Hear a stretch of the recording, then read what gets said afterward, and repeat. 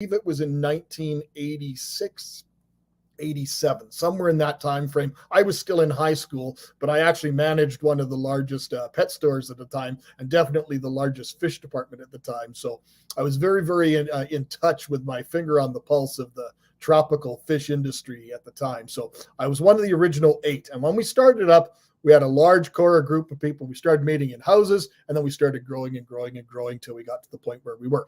And that Aquarium Society has still been running right up until today.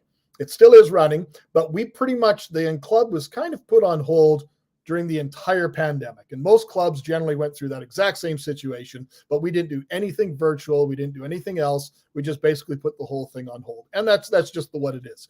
Sometimes we have executive members that sit in the positions for long periods of time. We have growing pains. We have, there's everything you can imagine happens with an aquarium society. It's a volunteer organization. Now, when I talk about aquarium societies, that involves not just something like a little local aquarium society, but something also involving like national clubs like the American Cichlid Association, Live Bear, Killifish, whatever it takes, and all those different things that are all facets within that. I know Karen, for example, is here. Karen is a member of what? 6, 7 clubs, because there's lots of clubs within her area within a few hours of driving, and it's an extremely passionate hobby to her. So there's a lot of things going on. Now, to me, each one of us that is here, each one that's watching it live, each one that's going to be watching it down the road in a replay, everyone has a different value that they view of what they get out of an aquarium society. I view an aquarium society as a support group for people like us. I don't view it any different than a support group for people with other issues and stuff like that. We all have problems. We have tons and tons and tons and tons of fish. I get people sending me messages asking me how to be involved in this thing still.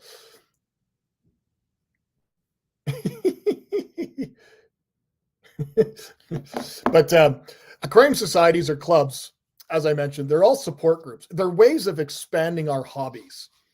So each one of them should have bylaws, should have constitutions, have some general rules of how the organization's format and how the organization's going to run. Hi, my name is Karen and I'm a fishaholic. Very true. I've seen your place. But each one of these organizations should have a purpose. Now, for us, the purpose of this type of an event, these type of organizations. Hi, Nancy. Nancy, for those that don't know her, Nancy is the president of the Canadian Association of Aquarium Clubs, which is a larger, broader group that encompasses all the clubs across Canada. And they provide all sorts of benefits for right across the national organization. Now, getting back to the purpose to me, and I'm just going to read a note from our constitution of our local club. And it says the main objective of the club shall be the preservation and distribution of aquatic life. Now that's somewhat, I think that's a little bit vague, and I think it needs to have some other things added to it. But to me, my true purpose behind an organization, what I value the most, is the sharing of knowledge, the educational focus, bringing in speakers of different facets, different topics, because aquarium societies, some are specialized and some are generalized. But ours is a general, all-encompassing club. Do we have a marine focus? Not really, because we haven't really had a lot of marine people show any interest. We've had a couple, but never enough to maybe make it really a focus of it. We don't also have reptiles involved in our aquarium society or houseplants or anything like that. It's just tropical fish, freshwater tropical fish. Has it started yet? Andrew, not that I know. What do you mean, not that you know? Can nobody see me? Is this a possibility that nobody can see me here?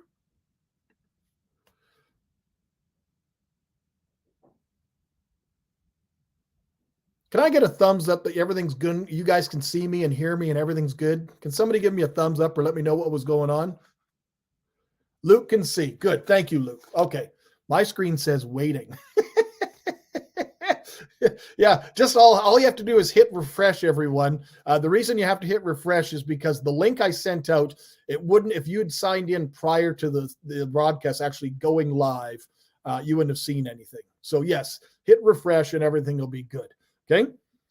So you guys are, okay, I've got a couple people already there. I have shared that link in there, and I'll share it periodically through the evening. So the purpose behind this discussion was for me to kind of have this general topic of aquarium societies, aquarium clubs, and to get all people from all facets of all different organizations anywhere in the world that want to come on, talk for a couple of minutes about what they do differently at their club. Now, if you guys could just bear with me for a couple of minutes, I just want to kind of go over some basic points of stuff of what I wanted to kind of accomplish as well. So getting back to that purpose, I mentioned the purpose being sharing knowledge, education, bringing in speakers, do things as a group that we wouldn't be able to do as an individual. Each club is going to have memberships or dues or whatever that dollar figure is. Let's just say for talks purposes, let's say it's 20 or 25 bucks. Well, 25 bucks to somebody that, has a good living and has no kids and this is their passion, it's nothing. Somebody, that's starting younger and starting out with a family and has a couple of young kids, that $25 could mean a meal for their entire family. So every single one of us is going to value that $25 differently. And what I mean by value is what do they feel that they need to get out of the organization to benefit themselves, that they find value in offering that $20 or $25. Maybe it's award programs. Maybe it's the educational speakers. Maybe it's the access to a variety of fish and plants and stuff like that and accoutrements that we find in our monthly auctions or general auctions. Some clubs do these things called swaps. We've never done one here, but I've seen them at other clubs, and some of them are massive. Very, very beneficial because it disseminates a lot of different products, a lot of different fish and everything all out there, which is all good for the hobby. The other real strong facet that I want to really encourage for every organization is that not only is the purpose is those things that I've mentioned, but the other purpose is the social aspect. Up in Manitoba, Spencer Jack and myself, those are familiar with Spencer Jack, he's a world-renowned speaker as well.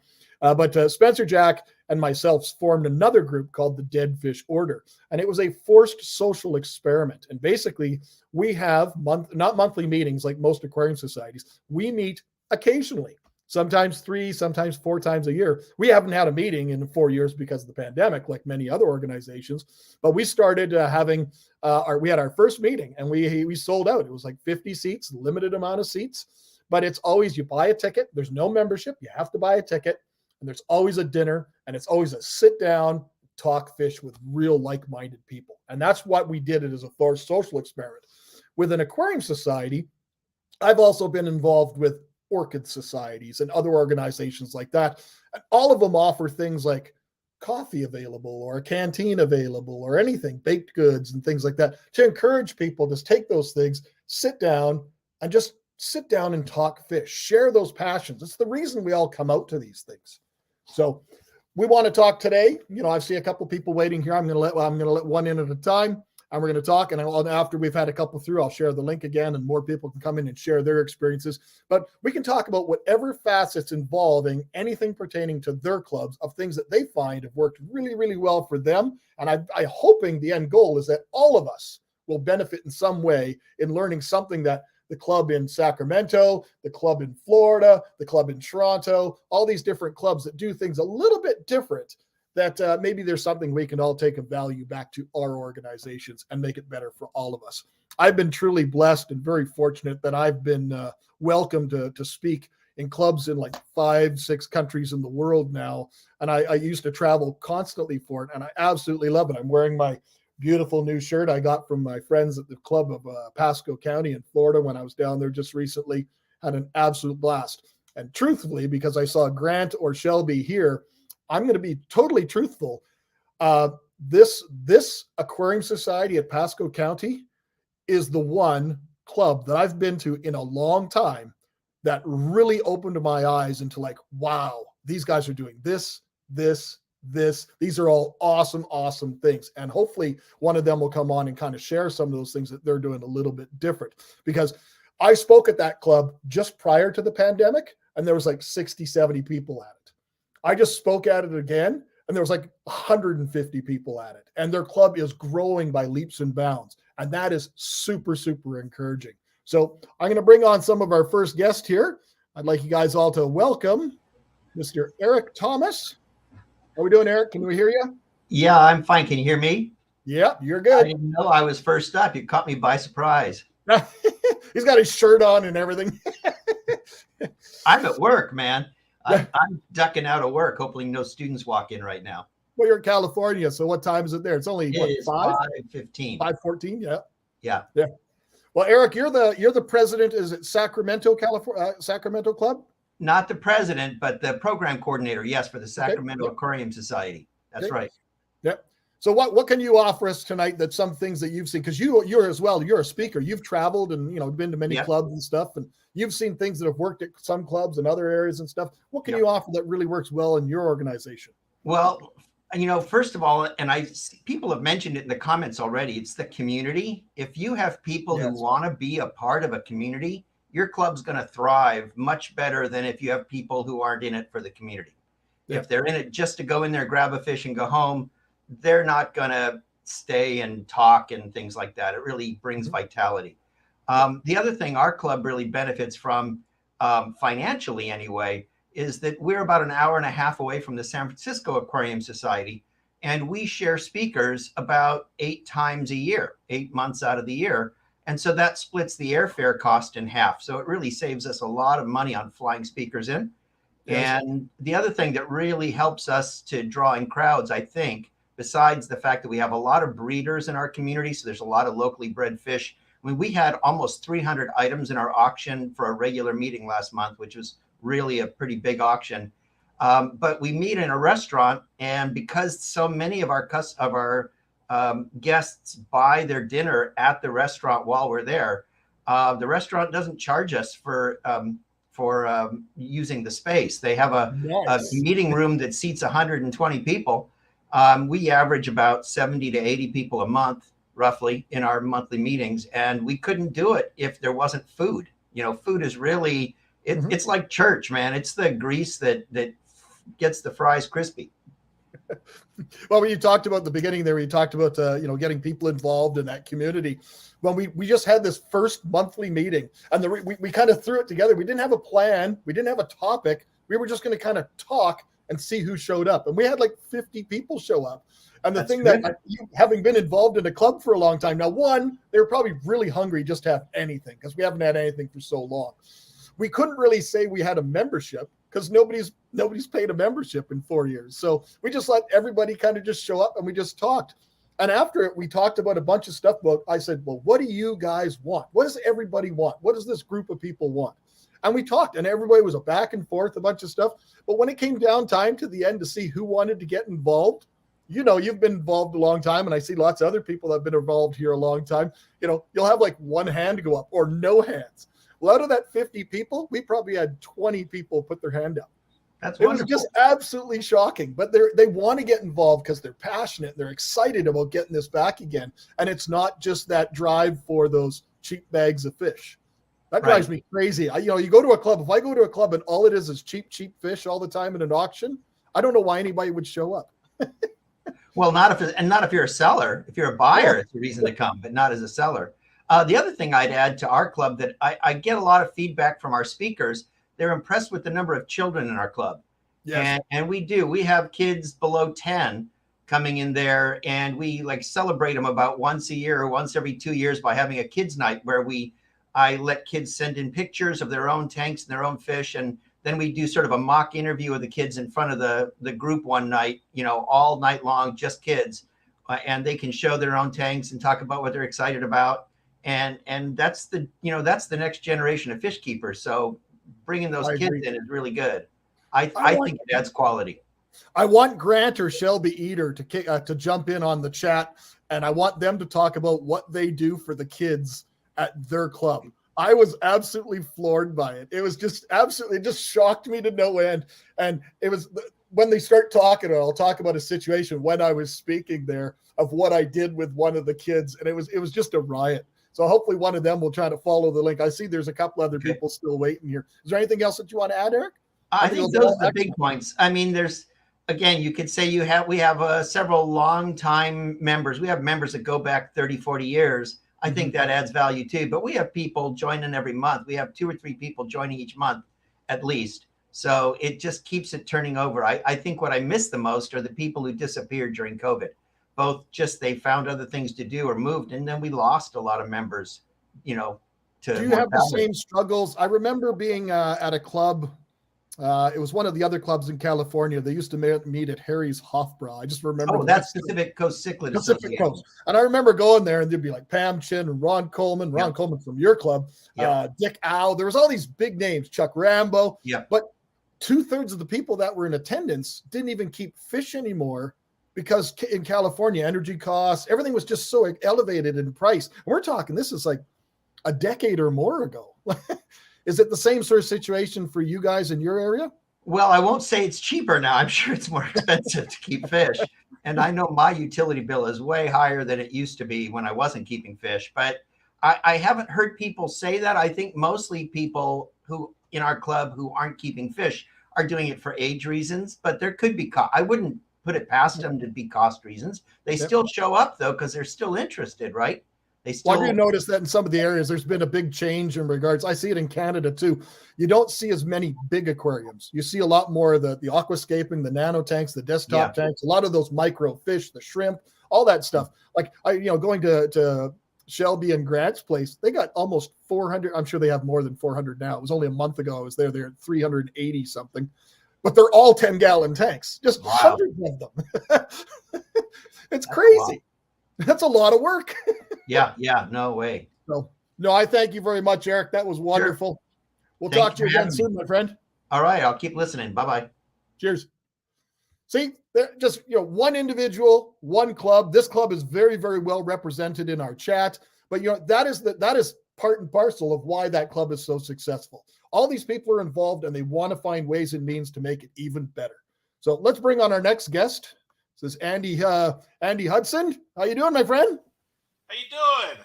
Good man. You're in with Milwaukee, correct? I am with Milwaukee and WACO, which is the Wisconsin Area Killifish Organization. Yeah, not the one in Texas, eh? Not the one in Texas. So I've spoken at the Milwaukee Club, and I remember speaking at that show, and it was one of my first time. It was my first time ever speaking there, and I remember it being very, very quiet and very small and everything like that. And then I spoke, and then all of a sudden, just like the doors opened up, and like all the people got excited and got energized, and we had all sorts of fun. And I remember just walking up and auctioning a few items, and I was like, "What's he doing?" And we just had fun with it. And I still talk with many people from that club that are, still friends to this day, just from that small event. But it was a small event, but it was still a very well-attended event. It was a well-put-on event, well-organized event, and that's a testament to a successful club. Yep, that was the Fish Bowl we had you out for, I believe, as our keynote speaker for that. And that was, I think, the last one we had. Yeah. The next one was scheduled for 2020, and of course, with COVID, that got canceled. And we've just never had the willpower to do another one. So, well, you guys are involved. You're involved not only with you're involved now with the bigger one that's coming up this summer. Yeah, I'm involved with the ACA, and then I'm helping out with Madison Club, who's hosting the combo plate this summer. Yep. So I used to be a member of Madison, but I got married, and my wife said I had to make a sacrifice somewhere. So unfortunately, that was it.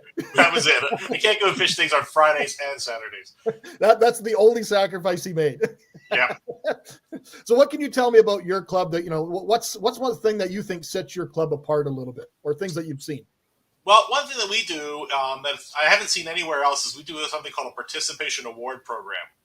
Okay. And basically it's a way you get points for doing things for the club. You get points for being a board member, an officer. You get points for donations to the club. You get points for hosting a board meeting. Any number. There's a whole sheet of things you get points for. And then in December, we have a Christmas party, and your points are all converted into funny money. And we have a big party with a dinner and everything. Well, I should say a lunch, big late lunch. And it's an open bar, which is fun. And then they all are in Milwaukee. Yes, everything's open bar Milwaukee. And then we do an auction with the donation items that we've collected throughout the year. So it's can be a lot of stuff, all aquarium related items, but sometimes people bring in like weird fish shaped sculptures and things like that. And all your money is donated. Now, a lot of us have more aquarium stuff than we know what to do with. So we usually try and get newer members to come to the Christmas party. And we secretly pass them money to do it. And then they get stuff, because they don't have much. Most newer members don't have a lot of aquarium stuff. And so this is just fantastic to them. that here's these friendly people giving me stuff.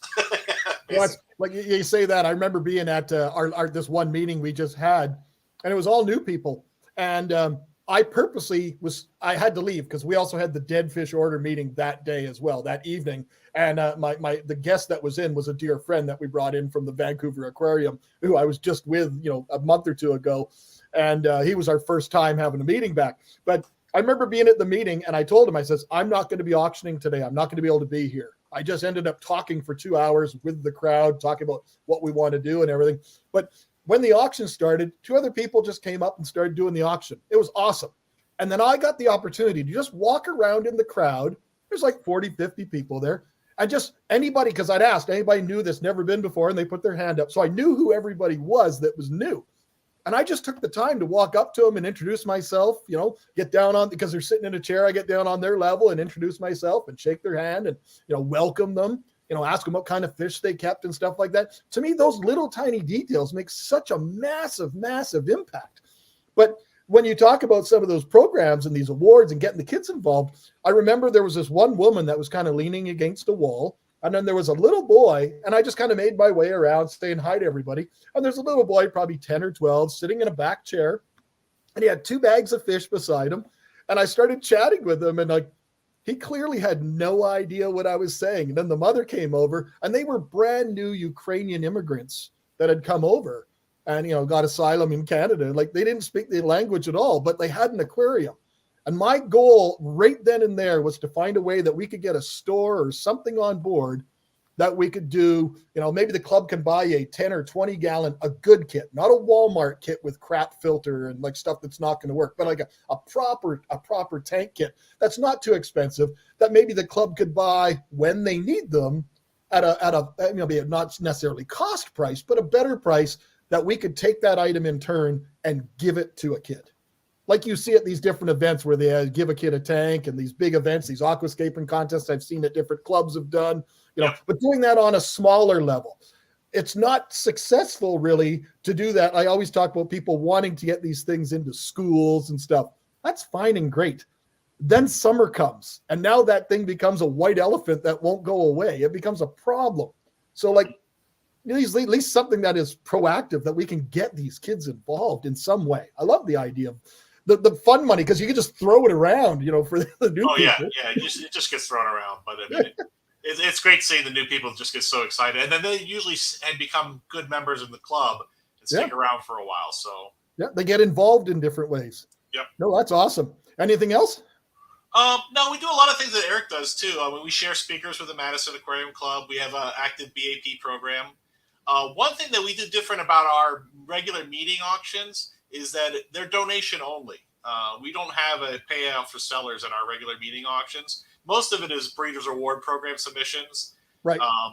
So it's all donations at our regular meetings. And we don't make a lot of money at our regular meetings, but we do 3 swaps a year and an auction. And that's where most of our funding comes from. Now, so people have to buy a table at the swap?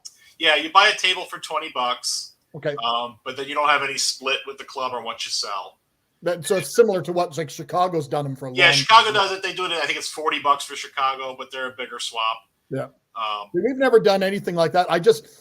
The first time you go to try, you don't know. It could be a total flop and have nobody show. You don't know. It takes a while to build up the thing. We've built it up over the years, and we used to do 2 swaps and 2 auctions a year, and recently we've gone to 3 swaps because the swaps were so much more profitable. Everybody was happier, and the attendance was much better. Okay. Our last year that we did 2 auctions a year, we actually lost money on the last auction, and so that was the end of that. Well, up in Canada, like where the clubs I've been involved with, the local Aquarium Society, we've always done, I think it's a 70-30 or 75-25. I don't want to be wrong, so it's one of those, and we just do a split. And every item goes up. Minimum bid is $1. If it doesn't sell for $1, we just take it off. We don't auction it again. Yeah. And that's just their monthly regular auctions. We have done a few annual auctions where we do one, you're in the same sort of climate. Milwaukee's not that far from me. So you're in the same sort of type of climate. Our hobby, unlike maybe say California, is very, very seasonal. By the time, when the kids go back to school, we ramp up our aquarium hobby. Everyone gets excited. And then the minute May long weekend kind of hits, we kind of shut everything down or slow everything down. And like, we don't even hold meetings in the summer anymore because nobody shows up. We have such a limited season. So everyone just leaves cottage country and stuff, right? Yeah. But the Aquarium Society, that's the split that we do. But the dead fish order, we did something even simpler. And we did it because it was just simple. We didn't do it because of money. We don't want to make money.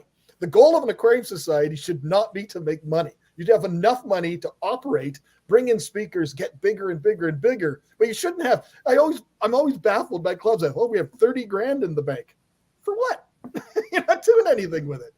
But the dead fish order, what we do is minimum bid price is $2. And that's what we take. The rest goes to the seller. So if it sells for $30, they get $28. So they love it. Mm-hmm. But for us, $2, 100 items, $200, we've paid for something already. Like we never lose. And it's so easy because you can just literally just do it with a notepad. You don't need a computer program. I've seen some of those programs a lot of those other clubs have used. I've seen Keystone Class. They're in the chat here. They've used that program. I believe Ted Judy made it. Yeah, Madison owns that now. So they use that's what I'm talking about, that We Auction or whatever it is. And I've seen it. It's great. Mm-hmm. It just sounds like a lot of work. It's nice to load it in ahead of time and then see what's going to be on the auction a week ahead of time. So yeah. Well, thank you, Andy. One more thing before you go, just because what you're saying about the seasonality, one thing we've done is we used to do a summer picnic, just a regular picnic in July, because instead of a regular meeting. We did as well. We do that with a collecting trip now. So it's a picnic and collecting trip all in one. And that seems to be really successful. We used to do collecting trips back in the day, limited types of fish that they're going to catch. But the to get the paperwork in place became more and more challenging over the years. And we just do photos only. I understood that. That's what Megan was telling me, something about her local area, is that one of the speakers that's coming in for ACA, Lawrence Kent, really wants to go and do a collecting trip. But you can't take any of the fish because there's a virus or something. Yeah. I don't know. There's something. So it's only photos only, which to me is somebody that's coming from another country. Like I just finished editing a video about Grant and Shelby taking me on this adventure collecting in different areas of Florida. Like I didn't want to bring any fish back. It was just the experience that was made it all worthwhile. So doing that with a group of people, with a club, even better. Yeah, it's super fun. Thanks, Andy. We'll talk to you soon, my friend. Right, cheers. All right, we got another one. How we doing, Luke? Oh, what's up? It's me. Are you San Francisco or are you Sacramento? Which one are you? I'm Sacramento, just like Eric, but so I'm one of the newcomers. Totally different side of it, right? You got to tell all the stuff that Eric said is all lies. Yeah, well, I do have a bit of a different perspective. I came into the club when I was just moved back to Sacramento about a year and a half ago. Mm-hmm. And here we are. Yep. I'm the VP now, and we're like a lot of the things that Eric was saying, we have a really lively club. I do want to add in for the auctions. He told you how many items we had, but we also cap each seller at 15 items. So there are quite a few people that brought items to sell. That's one item thing that we don't have a cap on how many items people could bring in. We've never had that problem yet, but we do have to put a cap on the amount of the same item. Because, you get the people that brings in 7 bags of angels, 2 in each one. Yeah, we have that too. It becomes a real problem because you'll go and bid it all up and then they'll go say, well, the bidder gets to choose how many bags they want at that price. And then they go 1. And now I got 6 bags I got to sell. You bid it all up knowing there was 6 bags. Now I sold 1. There's got to be a better way. Yeah, we do have that limit. And the way that we run our auction, it's not that we would sell a bag and then ask how many other people want it for the same price or how many bags of it do you want at that price. So we have I believe it's 3 of any one species that you can bring. Okay. And then all 3 will go up for different bids at different points of the auction. Okay. Now, how do you guys, this is a question I'm asking the whole group. Anybody can mention it in the chat. And by all means, anybody in the chat, if you don't want to come on the live stream, you're more than welcome to ask questions in the chat. And anybody that's got an opinion or idea in the chat, feel free to type it in there too. But when it comes to the auctions, I've been to so many clubs all over the place, and I've seen clubs how do different auctions in different ways. but it's either beneficial to the club or beneficial to the seller, or is it beneficial to the buyer? You got to find that kind of common ground that makes it sense for everybody. Yeah. And like the one thing that I've always loved, and I don't know where I've seen, I know the Winnipeg Club adopted it, did it before, is they would have, say, a 10 table system. So as a seller, if I bring 10 items or 20 items, if I bring 10 items, I'm going to have an item on table 1, 2, 3, 4, all the way through to 10. If I bring 20 items, I'm going to have 2 on table 1, 2 on table 2, and so forth. But as a seller, I then get to decide if I'm going to be bringing in a bag of guppies, a bag of convicts, a bag of jewel cichlids that it's like whole hum. Most people aren't all that excited about it. But if I bring in a bag of discus or an Eheim canister filter, something I think is really worth value, I can decide as a seller where I think the best place it should be placed within the auction based on the table. Because we start at table 1, which will be the biggest, and then it slowly gets smaller and smaller. But I don't like the systems that are just utterly random because they don't benefit the seller or the buyer. And so does you do the bump rule where you pay $1 or whatever it is at some clubs, and you can bump an item right up to the front. Club makes a full buck, and the item gets up, and somebody's excited about it. Yeah. For your auctions, then it's totally non-random, and the sellers place their items in the order that they choose to be sold, right? That's the way we used to do them. The last one we just did was just random. And it was just, we had people bringing up items to the tables and they were just all random. And it was still fine. The club still makes money. The sire still makes money. I just like the idea as a seller. Like when I've been doing this for my whole life. And I remember joining the Aquarium Society when I was like 16, 1986. And I would take the day off work to get stuff ready for the auction. Because if I were to take a heater, like you'd see somebody bringing a used heater or a used filter, I would wash it, clean it all up, descale it, plug it in, make sure everything works, all that stuff, and package it up. And by me doing those little extra details, I guaranteed I'd made more money than anybody else that brought used equipment. Packaging bags of fish, taking a little printout of a color of what the adult male of such and such would look like, a killifish, and putting it on the bag if it's juvenile fish. Labeling and locales, as much information, my name, my phone number. It carried a lot of integrity. And I would go to this, I'd make more money at the fish auction than I would at a day of work. Sounds worth it. Yeah, for us, we kind of have a middle ground. I wouldn't say it's right smack dab in the middle, but sort of a middle ground. You can label your items 1 through 15, you choose. And then we have 2 tables, even and odd. So you can split it so that all the evens or the odds decided by a coin flip at the beginning are going to sell first, and then we'll have an auction. Our donations always go first, and then either even or odd. Then we'll take a break, and then we'll have the other half. Yeah. So if you take 2 bags of things, you could theoretically gamble and put them both on odd. And so if they sell first, you would get higher bids from that, or both on even and vice versa, or you could put 1 on each. Okay. I would argue that the whole system is better for the buyer. And I think that's probably how it should be biased in terms of a nonprofit fish club too. So we also do our Breeders Award program. Like I noted, Eric mentioned that, was it Eric or was it Andy? Andy mentioned that they don't have normal auctions, but they have all their BAP and stuff is all donation. The concern we had with up in our area is we wouldn't get any fish that were of value, the big fish, the valuable stuff. Nobody would donate them. Nobody would care about the BAP program enough to get that little certificate, so they wouldn't bring them. So we made it that you did get the full cut of an auction, but BAP and HAP went at the very beginning before anything else. So if there's a bag of zebra plecos there in the auction, that club gets 1 chance at that bag of zebra plecos. And it can go for whatever. It can go for $10, it can go for $1,000. I have no idea. But everything always gets 1 chance. So every fish that's awarded in our program gets auctioned off. Same with plants. And then donated items, we do the same thing. Unless we have a surplus of donated stuff, then we'll put it throughout the whole thing. Yeah, all of our BAP and HAP and general donations go first. And BAP and HAP are also donations for our club.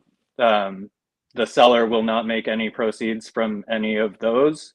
Okay. And then for regular auction, the club skims $3 off the top of every sale, and the minimum is $3. Minimum bid is $3. So that's similar to what we do with the dead fish order at $2. Yeah, same thing. It makes it real easy for accounting. If you sell 100 items, Yep. you made $300. Yep, exactly. Yeah, as simple as we can, since we are like every month, we also are getting a couple new members, and it's been a pretty good ride. The new members all seem pretty consistent too, from what I've seen. The ones that join are back the next month and the following one after that. And we decided to throw the convention thing in the Findig in June, and Yes. it seems like there's a lot of interest in it. Well, you're bringing in a certain name. He's a friend of mine. You're bringing in a certain name that you guys better be prepared, because the problem that happens, I spoke in DC, and it was the first time he'd ever spoken anywhere, ever. He'd never, ever done it before. And I always fly, and I'm usually always like the keynote speaker. So on a big convention, I fly in usually the day before the convention, just because I'm traveling from another country and there's always hiccups with the travel. And I get there and I don't do anything for the next day. 3 speakers spoke the next day. I did nothing. The next day I did nothing. 3 speakers spoke, and then they stop for dinner, and then they come back, and then I speak. And I spoke. There was probably 600-700 people in the room. I've never seen a crowd like that before. But they weren't there for me. They were there, and I guarantee 2/3 of the people that showed up that convention had never been to a fish club or anything before. They were there for that individual. And a lot Fair of them enough. joined or became involved with it. And that's good. So hopefully that works for you guys too.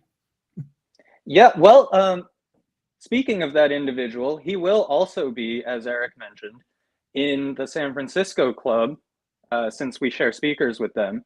Good. And the Friday, they meet the first Friday of every month, and we meet the first Saturday. And the day before our event in June, the San Francisco club is actually having their centennial event at their normal meeting spot. So they're turning 100. If anyone is in the area, you should probably go and check them out too. Well, that's a great club. I'm excited. I haven't nailed down a date with Eric. He's asked me, give me a calendar. To me, I've got stuff booking out 3 years already, but if it starts going out too far, I don't want to forget about it. And work can always interrupt my schedule, right? But I haven't nailed down a date with him. But I was talking with Lee Newman, who was the curator of the Vancouver Aquarium, and he's already given me all the details and the hookups for the San Francisco one. So when I go down there, that's going to be a part of it. So that's very good. Thank you very much. Thanks for being here with me. Thank you. Thank you for sharing that stuff. We'll talk soon, my friend. Yes, sir. Have Take a good care. one. All right. You guys are seeing. Hopefully you guys are seeing. I just want to be truthful. I'm not really watching the chat. So if anybody's asking me a question in a chat, I apologize. I'm trying to focus. I'm an old dude, so I'm trying to focus on everything that's going on here. But let's bring up our next guest. He's been waiting a little bit here. Mr. Matt Mills. Hello, my friend. Hi, Chris. How are you today? Very good. Where are you from, Matt? Is it Florida? We are East Coast, Central Florida, Space Coast Aquarium Society. That's what it was. Yes. Okay. Yeah. So we're actually a new club that formed. Our first meeting was May of last year. I started a Facebook page about 2.5 years ago, looking to dump off some of the bristlenose plecos I had an abundance of. And that went for about a year, and a couple people joined up and said, hey, why don't we make this thing real? And then we held an auction in May last year, and it was pretty successful. We had 30 or 40 people there. And we've been meeting monthly ever since. We've been running about 30 people every month. Our meeting last weekend was about 70. We were all floored. We don't know what we did different, but we were psyched. Yeah. Well, there's a lot of clubs in Florida. I've spoken at about 5 of them. Yeah. Honestly, I look at the things that work and I shamelessly steal them. Yeah, that's exactly the purpose of this meeting. This right. Feed is exactly for us to all find things that we can all benefit from. So, the Pasco idea, I have 9-year-old twins. So the Pasco idea about, sending the kids out and having them distribute bags and things like that, between all the auctions so far, my kids have been able to buy an Xbox, so they've been doing pretty good with that. Well, is Shelby, are you still in the chat, Shelby or Grant? If one of you are still in the chat, I'm going to share the thing because I want one of them to come on and share exactly what they do, because I've seen stuff like that in somewhat at that level involved in clubs, but never to the level that they did. And then they had that little extra twist that I don't want them to share it with me, because I thought that was the best part. Right, and like I said, I shamelessly stole it from them. Before we started this club, I had been to exactly one ever Aquarium Society meeting. So I've been scrambling around. I go to Pasco occasionally. I go down to Gold Coast Aquarium Society occasionally and kind of pick up on what they do. I've been getting into the, auctioneering and trying to help out. I mean, the community is great. A lot of people know Ryan Kinney, but I steal it from him. Like we get in this thing for the fish, but we stay for the people. Yes. And that's the whole thing. What we're trying to do with our club right now is just really make it community based. We don't have the funds quite yet to pull in big speaker names. But we have some people that know some stuff. So we get them up and have them come talk. We've had Bill Shields out a couple months ago. He did a great job for us. And we're just trying to build incrementally. You mentioned about money. We're trying to make sure that the club can sustain itself and nobody's going broke trying to subsidize it. And so far it's working. So we're really enjoying it so far, and it's going pretty well. That's awesome. Anything else you can add? That's things that you've seen in other organizations or things that you guys are doing that's really, besides those ones? Well, hat programs, all that stuff already? Those are some of the incremental things that we're trying to add. There's, as with a lot of places, 10% of the people do 90% of the work. So each thing that we try to add on, we need to have another volunteer for. So before we don't go and try to do that stuff, we want to make sure that there's support behind it. And make sure that you find the person that's going to take on that task doesn't view that task as work. Nothing worse than giving someone the role of treasurer and they hate it. If you're passionate about breeding fish, you're probably a good person for the BAT program. If you're passionate about something else, you're a good person for that. Here's another question for everybody in the group. What about newsletters? How many clubs actually still put out a newsletter? Like an actual newsletter with information and like articles, whether they're their own original or they're pilfered. But how many clubs actually put out a newsletter? Because when we talked about dues, back in the days, in the 80s and the 90s and early 2000s, you joined a club and you paid $20, $25. That money went to the whole group, and that money was used to bring in speakers, book a hall, as well as advance the club with whatever materials it needed to grow. But also, that also went into printing a newsletter and postage to mail it out to everybody. And now with the electronic age, nobody does that anymore. Even a digital one, do people even do it? Because that is without question in an aquarium society, the most thankless job is being an editor of a newsletter, begging people for content. It never comes. Yeah, what I've been trying to do the last couple months was at the very beginning, before we introduce a speaker, is just throw it out to the audience. Hey, what are you guys doing in your fish rooms? Tell me something neat. Like, we're trying to build the community. We had one member who came the first month. Most of our traffic is driven through our Facebook page. We had one member come 2 months ago. She had 0 aquariums at the first meeting. She came this past weekend. She has 5 set up already. That's not necessarily always a good thing. It's not a good thing, but she's catching the bug, and we're trying to make sure that, we're helping her as much as possible, making sure she doesn't get too far overwhelmed. Yeah, it doesn't get burnt out. Yeah. But, like I said, we're having a great time, and, we're looking forward to improving and adding on incrementally. We're looking forward to Aquashella in November, because it's going to be right up the road, and doing some stuff there, and hopefully bringing in some new members along those lines. No, that's awesome. Well, thank you very much for sharing, my friend. Hopefully we'll see you on the road. Yes, sir. Thanks, Matt. So you guys see, we've had 5 guests so far. Karen, do you want to come on? Megan, Lucas, anybody that's in the chat that wants to come in. I would love for one of the people from the Pasco Club to come in and share what I saw at their club. Because if I shared, it's not as funny. But There's just so many things that I see in clubs all over the place. Is there anything from the chat that I missed? Now, if anybody here's maybe an opportunity. If anybody's got a question or something they want to share that they want me to see, put it in the chat and maybe just put a capitals bigs, and that way I'll catch it that way. Megan's not sure what her hair looks like, so she's not sure. Karen's having a bad hair day. You guys are saying you have a bad hair day. Look at me. I look like an aged, like I look like an ancient goat. So, Sacramento Aquarium Society, I look forward to coming and seeing you guys. I believe that is on the schedule. I don't have it scheduled the actual date or month, but I will be there next year. See, I like the idea, like Aquatic Moves talked about, newsletters sound fun, classified for fish species too. So that brings up another question. How are your clubs involved in regards to social media?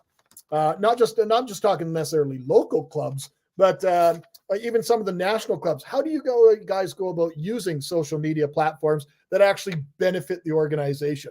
We brought this question up at in front of that 50 plus people that were at our meeting, and most of them had no idea or did anything with almost any of the social media outside of some used Facebook, because, we got to be truthful. Facebook's now for the older generation. TikTok, I don't know if TikTok offers any value whatsoever. Maybe you guys can tell me, and maybe you have an organization or club you're involved with that uses it. And I don't know what even all the other ones are. Instagram, it's just pictures and I don't know. You guys tell me. But I've also seen a lot of groups, like I'm one of those old guys that used to use forums all the time. And then forums kind of went away when Facebook kind of came into play. And Facebook kind of, in my opinion, kind of destroyed the aspect of forums of really having those conversations. But now I see, and then when Facebook joined hands with organizations like PETA, and you can no longer sell fish or anything like that, any live animals on these things, that then I've seen clubs operating these banned pages. And unless you've got a strong club, the band pages is kind of also, it's kind of a waste. There's somebody that could come on and chat. Joey, do you want to come in and share? You're a guy who's been involved with clubs for a long period of time. You're getting back involved with clubs. You've been president. You've been everything. Well, you want to come in and maybe share your experiences with us?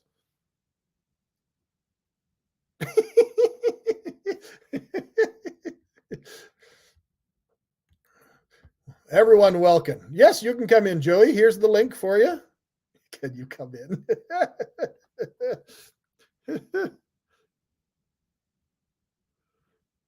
I see Krista says, I feel like we could look into WFF again. What is that? What's WFF? Winnipeg Fish Forum. Oh, she's talking about opening up and you're trying to get back. Hey, if a forum works, right? You got to click on that little link that I shared there in the chat, Joey. Joey's about to go on kind of a world tour to give back to a lot of these aquarium societies, the smaller clubs and stuff. And I think he's filled up a lot of his calendar already.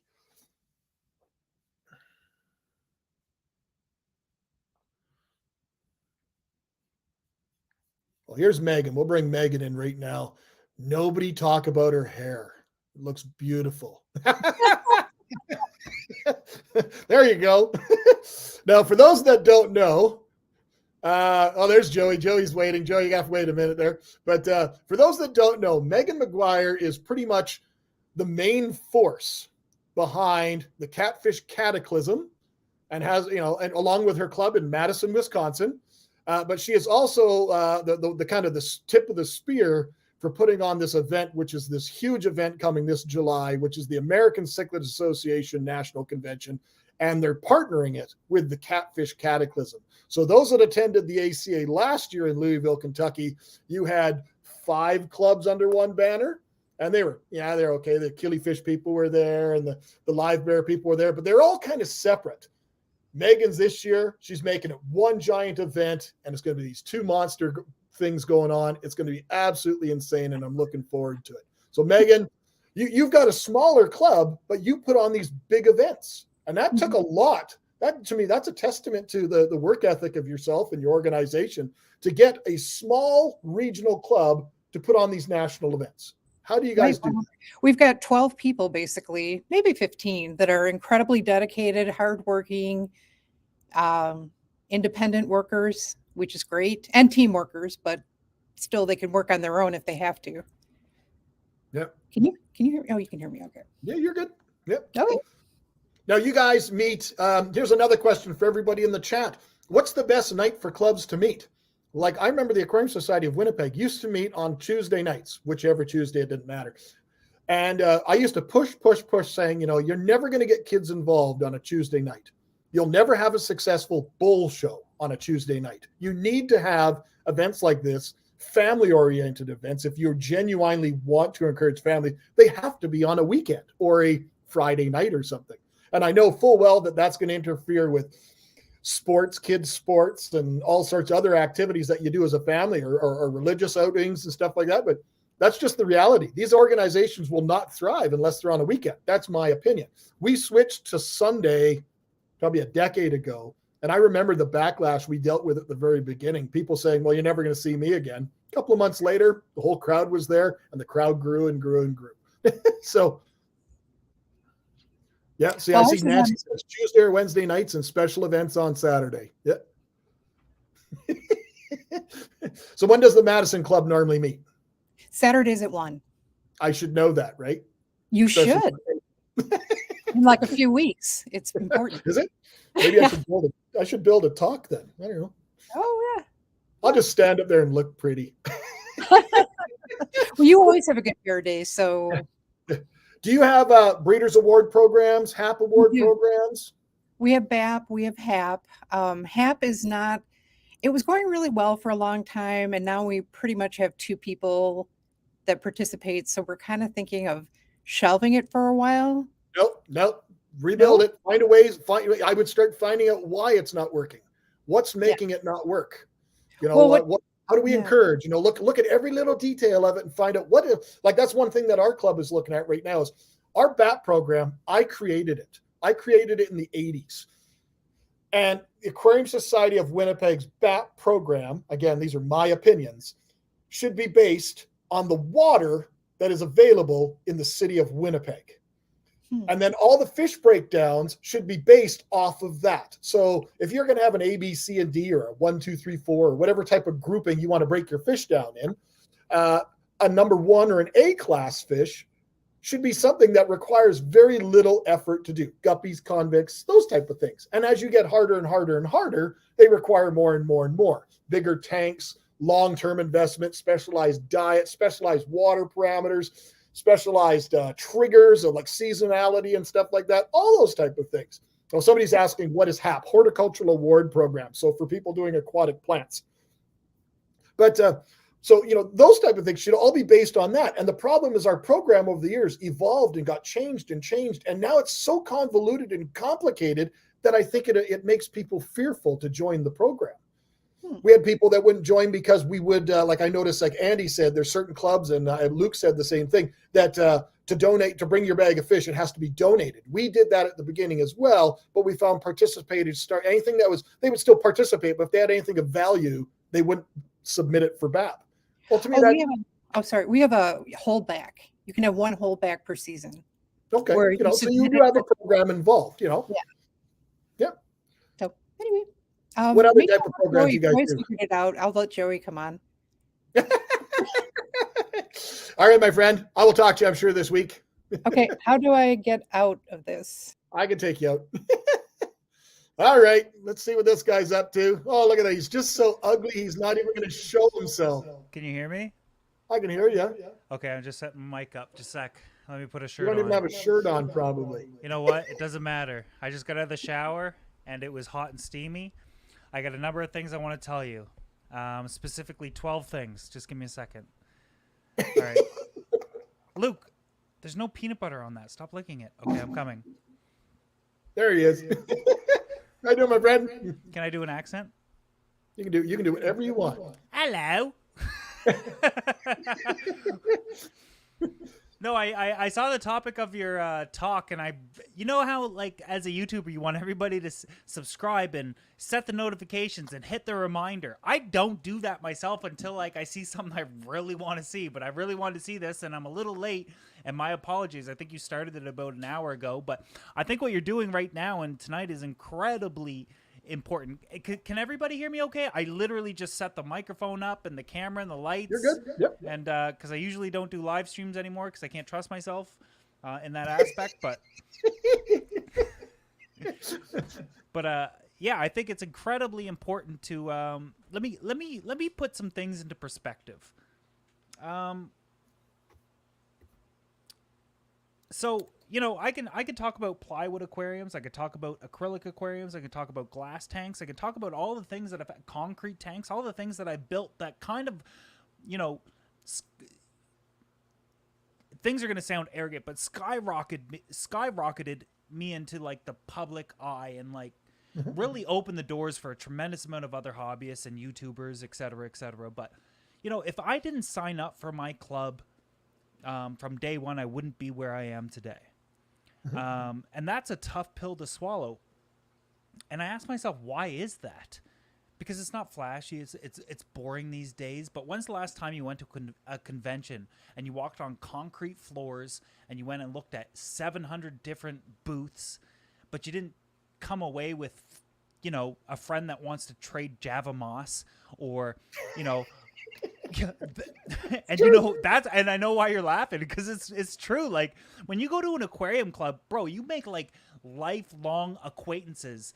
So my favorite, and I'm going to tell you my favorite story of meeting somebody from an aquarium club was his forum name was Fly Guy. His name's Dave. He called himself Fly Guy because he's a pilot.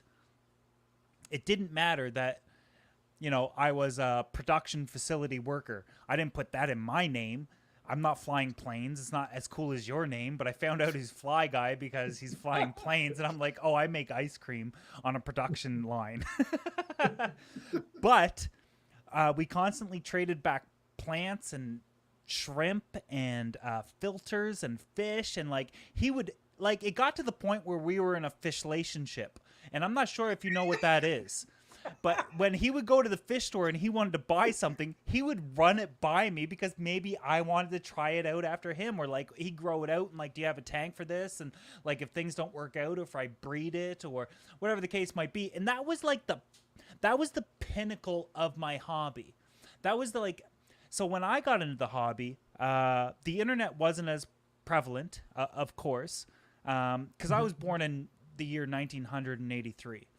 And I'm not sure if people even know that the world goes back that far, but it does.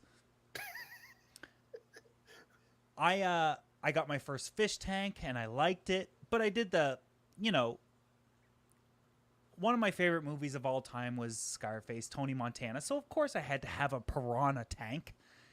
Not that he had one in it, but I was like, all my enemies are going in here. I had this one little red belly piranha in a 10-gallon tank. Do you remember the clip-on heaters? They clipped on the back and you screw it on, little radiant and you would heaters. adjust it. Yeah, you'd adjust it from the top. That was my first heater, an internal box filter. And my only source of information was at libraries. Here I am. I just got fresh out of jail, bro. I thought I was hard as nails. And I go sign up for a library card so I can get fish books. 2-3 years go by and I'm at the fish store and the girl checking me out, like, certainly wasn't checking me out, but was like checking my order out. She's like, oh, we have a local fish club in our area. Immediately I was like, no, I don't do nerd stuff. I like this, but I'm not like a nerd. And they're like, oh, they do meetings and auctions and they have speakers and it's they have a forum. And this is before I even knew what a forum was. I was like, oh, you know, still trying to be cool. I was like, they got a website. I didn't have a computer. This was the first time I ever went to my mother-in-law's willingly. And the only reason is because she had a computer and I could look up this club. A dial up, it takes forever and your gears grind. Yeah, get off the phone. So I look up this club and immediately I'm like, oh, this is cool. I go to a meeting and you know, if you've never been to a meeting before, it's a big deal. You got to tell all your friends and all your family, and they all think it's weird. And like, oh, so you're going to go hang out with a bunch of fish nerds. And you're like, well, I guess. Yeah, I guess. And you know, it's kind of nerdy. But then when I went, I was like, oh, shit, nobody cares. And I apologize for the curse words, Christopher. Did you see my name, Big Papa Joe Oh, Jojo yeah, I Biggs? saw that. Yeah. I saw the post. I saw the post with you and Rich going back and forth again today with the. I made a specific video for. I'm going to circle back to that in a second. I got a ton of stories for you, my friend. I live in a tornado.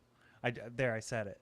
But so I go to this club meeting and I'm like, nobody cares what I look like. They didn't care about anything about my past. Everybody was just like kind of curious about my fish. And at that time I had Severums and Waru and, I might have had some Rams and, nothing crazy, just run of the mill stuff. Yep. Some Oscars and, the more basic stuff. Things that I could never pronounce the scientific name to or the Latin names to, and I don't even know the difference. I can do Oscars like Ostronautus ocellatus, and I feel so intelligent, but I can't do it for everything. I can do it for stingrays and stuff. I guess I can do it for a few, but I never really cared about that stuff. What I cared about is like, it was so cool that like for the first time in my life, everybody just wanted to know what I had in my fish tank. I joined the forum. I became a member right then. I went home. And to say I fought back tears is an understatement. I was like, I'm a member now, and they're gonna send me a laminated card, and I get discounts at the local fish store, and we go to meetings every month. Like, it was the first time I was so excited about anything. So I'm like, man, I gotta do more. Like, I got obsessed. I got so upset because I was almost out of the hobby at that point. Then I heard about elections and every year they need people to help out, and there's something called board of directors, and you mentioned it, Breeders Award points and Horticulture Award points, BAP and HAP. And I was like, this is a different level to things. It was before forums for me. I applied. I got on the board of directors. I'm a big bro. This is like the biggest thing I had ever done in my life up to that point. And then I was like, the next year I became vice president, and then I became president, and then I took the East Coast Aquarium Society is what it was called. I took them during my presidency with this passion. I might have been 28 years old, 26 years old, something like that, and I made them to be the most paid aquarium club in Canada by far. We had thousands of members, but you can only do it for 1 year, and then you got to give it up. You can't be in the executive anymore. The club wasn't having it. They held an emergency meeting, and they voted to dissolve the society.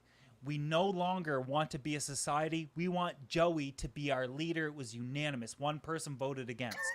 Screw him. I don't even know him or her. But if I see you out, open hand. No. But that's where my hobby began. That's where my excitement began. That's where I remember like just exploding with excitement. Then I think like, what's next? And I will admit, like I make YouTube videos, and some of my videos were popular during certain years, and I started up a lot of people. But I will admit that I've always worried. And there's videos. I think you were on. No, it was in Maryland. You might have been on that board. It was 4 or 5 years ago, where they did where it was just like an open Q&A, and people asked me about the future of the hobby, and I told them how worried I was. Yeah. And I'm like, social media and YouTubers are commanding control right now, and if you allow us to, you're gonna have people like me running everything in 4 and 5 years. And you see a lot of clubs now that are really embracing a lot of the social media guys. Like Aquashella probably kind of paved the way to really make it commercial, like on a larger scale. Yeah, but you see all the smaller clubs bringing out YouTubers now and opening up sections for them to have this kind of meet and greets, even smaller channels. I don't know if that's a good idea. And I apologize because I paved the way for a lot of these YouTubers and a lot of, it is what it is. But so I thought to myself, like, what am I really doing? What is going to be my legacy? And, I guess at times I fantasize about the idea about, maybe in a few years, the next time this kid comes to the desk and he's got a bag of fish and he's bright-eyed and bushy-tailed and he looks up and maybe it's me. I also think about the idea of like, what if your local fish store goes away? And that happens a lot now, especially during the pandemic. What if the single most thankless job on the planet, and I've done it, running an aquarium club, what if those go away? Then what? Well, in Canada, like where you are, you were fairly isolated. People that know your story, you got started into making stuff because you didn't have access to stuff that was larger for what you needed. Yeah. And you look around now in a lot of the Canadian stores, they're few and far between. Not only are they pet stores that actually have a fish section, but the amount of supplies they carry. No carrier in Canada will insure glass cartage. So a lot of the stores have just gone away from carrying almost any tanks at all, other than the very basic desktop stuff. It's getting harder. Well, even if, so I used to build fish tanks, and I got 9 builds. I just ordered all the materials to build 9 new fish tanks. Fish tank sizes, they're not all the same size. It's 3 different sizes. So I'm excited about it because, well, we'll get to that eventually, but it's not cheaper to build your own fish tank anymore. No, 3 years ago it was. Yeah. Post Pan Am Games, or I can't say the word. I don't want to get you demonetized or blocked. You can't say anything now, especially in Canada. God forbid. But at one point you would build because there was no availability or you wanted something specific. You would make something that fits your dimensions or the space that you want to put it in. Yeah, because it didn't exist. Or you wanted to save money. Now, to put things into perspective, at one point, if I built a fish tank, it was like, I don't know, 75% cheaper to build it. Now, the 9 tanks that I'm about to build, probably 4 or 5 years ago, would have cost... Well, I know what they would have cost. They would have cost me about $1,300, $1,500, but I just paid the invoice for $2,800. However, I want to build them. It sucks. I want to build. I not only want to build them, but I want to build the fish tank. Or I want to build the filters. I want to build the lights. I want to build the stands. Yeah. I want to automate them. I want to make them fun. But the fun part to it is like they're not big tanks. The biggest of the 3 sizes is around 50 gallons. The other ones are 35 gallons, 20 gallons. But you're building out of acrylic, right? I have no choice. Glass is too expensive. Acrylic's ridiculous ever since the pandemic hit, and everybody needed those acrylic shields everywhere. Acrylic prices went through the roof. I was just at the grocery store today, and I don't know what your grocery stores are called, but we have Sobeys out east. And there's nothing but the acrylic shields, and they all got masks on them. And I don't go anywhere. I'm typically a homebody. I don't like to go anywhere. Going to Ohio in like 9 days is I don't know what's going to happen. I might get there and have a breakdown and come home the same day like, nope, this is too much. I don't want to be here. But I was out. Hopefully nobody from Medina I was out County in public did that. today, and there's some people in masks, and I'm like, I don't know how to act outside anymore. I've been in the house for 10 years. This is a mess for me. I don't know what's new anymore. I don't know what to do. Oh, I'm sure you'll do fine. I'll figure it out. Anything Where are you want to right add now? to Are you this? in an apartment? Are you in a what was your question? Well, I'm in a hotel. I'm in a hotel in Regina, Saskatchewan, because this is really the only chance I can go live. I've never been to Virginia, Saskatchewan. What did you call it? Regina. Oh, Regina. I Regina. thought you said Virginia. I used to call it that when I was 8. No, this is when I generally go live. Is when I'm going to be on the road, and I edit videos, and I'm like you. I don't leave the hotel for much. I order food in or work the hotel, and I edit and do this stuff. Yeah, life on the road is an interesting thing. You think you want it until you have it. It's fun at Yeah. first until you're all alone all of the time, and it's lonely And it's going to the boring. same spots every month. Yeah, every And month. they're not like anything exotic. There's nothing here. There's nothing in Regina, Saskatchewan. That there's no public aquarium. There's no zoos. Like there's nothing else. You go Yeah. somewhere new, you can go at least kind of see stuff, and then it's done. Yeah. So Yeah. I'm a little excited about Ohio. I'm going to go to Ohio Fish Rescue and figure things out there, make a few videos. I'm going to visit some local fish stores. I hope to get some like hobbyist tanks, and I'm just excited about like reminding everybody about where the hobby comes from, and that's for 2023. I'm not speaking at conventions anymore that fattens just like one or two people's pockets. I'm not doing anything like that anymore. I'm just moving forward and getting back to where I came from, because it's easy to lose yourself, especially after 15 years. And I think a lot of people don't know that I've been making videos for 15 years. And it's well, I was telling, I don't know if you were in the chat at the time, but I talked about the first time that we met in Virginia or wherever it was. Maryland. That was my first talk. Yeah, and the first time you talked, and I never shared it with anybody here, but first meeting you for 5 minutes, we're both Canadians. I'd never watched YouTube other than fix my dryer. I didn't know anything about it on fish. I remember the question I asked you, because you seem like a personality focused person, and I was like, oh shit, so we're probably going to have similar talks. So I remember asking you, how many slides are in your talk? And you were like, I don't know, like 100, 150. And I was like, oh shit.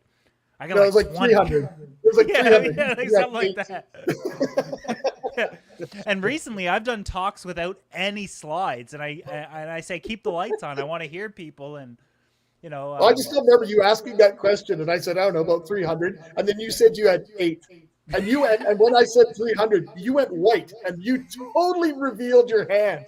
So as soon as when we left and we went to the hotel, do you remember as soon as we walked in the lobby who we met? We met Jeff Cardwell, and I introduced you to Jeff Cardwell. Right. The first question I asked. Oh, and then Pam, and then we went up the room and took that picture. I said to Jeff, I says, how many slides do you have in your talk, Jeff? Right in front of you. And I remember why we went up to the room, because I looked at I remember why we went up to the room, because I think I had booze up there, and I remember asking you and then asking Jeff how many slides and what your talk is like, and I was like, I need a drink. I gotta go have a saw drink. you for the rest of the weekend. You went and worked on your talk. Yeah. No, I can't. How many slides you got in your talk for Medina?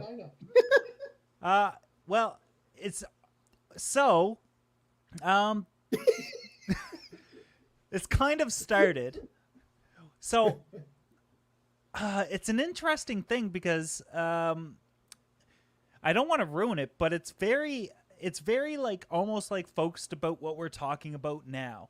And I'm going to talk to the local hobbyists and the local club about some of the things that I've done, that if I didn't build this wouldn't have happened. And if I didn't do this, that wouldn't have happened. Mm-hmm. But it ends with like my most important thing I had ever done. And we've kind of talked about it today. I don't want to ruin it. Because that's fine. No, that's good.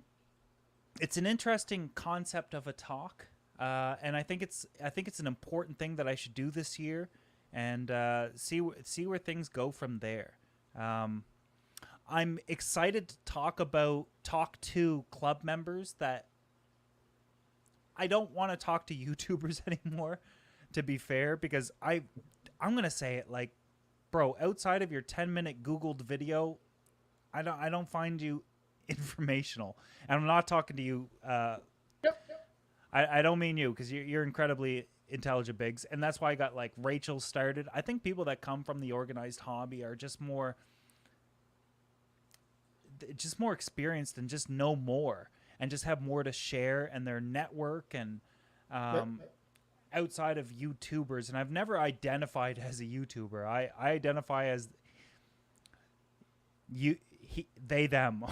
I don't know. Hobbyist. You're a hobbyist. You've been a hobbyist long before, right? Yeah, it's always been interesting for me to go to these things and to be the big name and stuff, and to feel so humbled when I get there, and to go to fish rooms and you know, be excited and be the person they want me to be, but deep inside I'm like, man, I wish I could do this.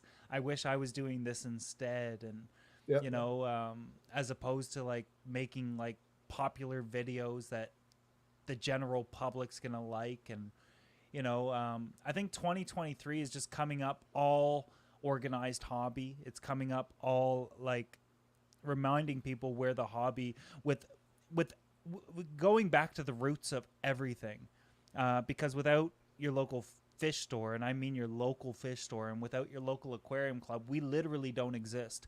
How long do we exist with the internet and online stores? No shade thrown towards them. I appreciate the discounts and the sales I get it from time to time, but if we continuously just focus on that, how much longer do we got? 5-10 years? Yep. And then I what? agree. And then we're gone. Yep. You know, so It goes underground more and more. yeah, I want to make local aquarium clubs and your local fish stores cool again. Yep.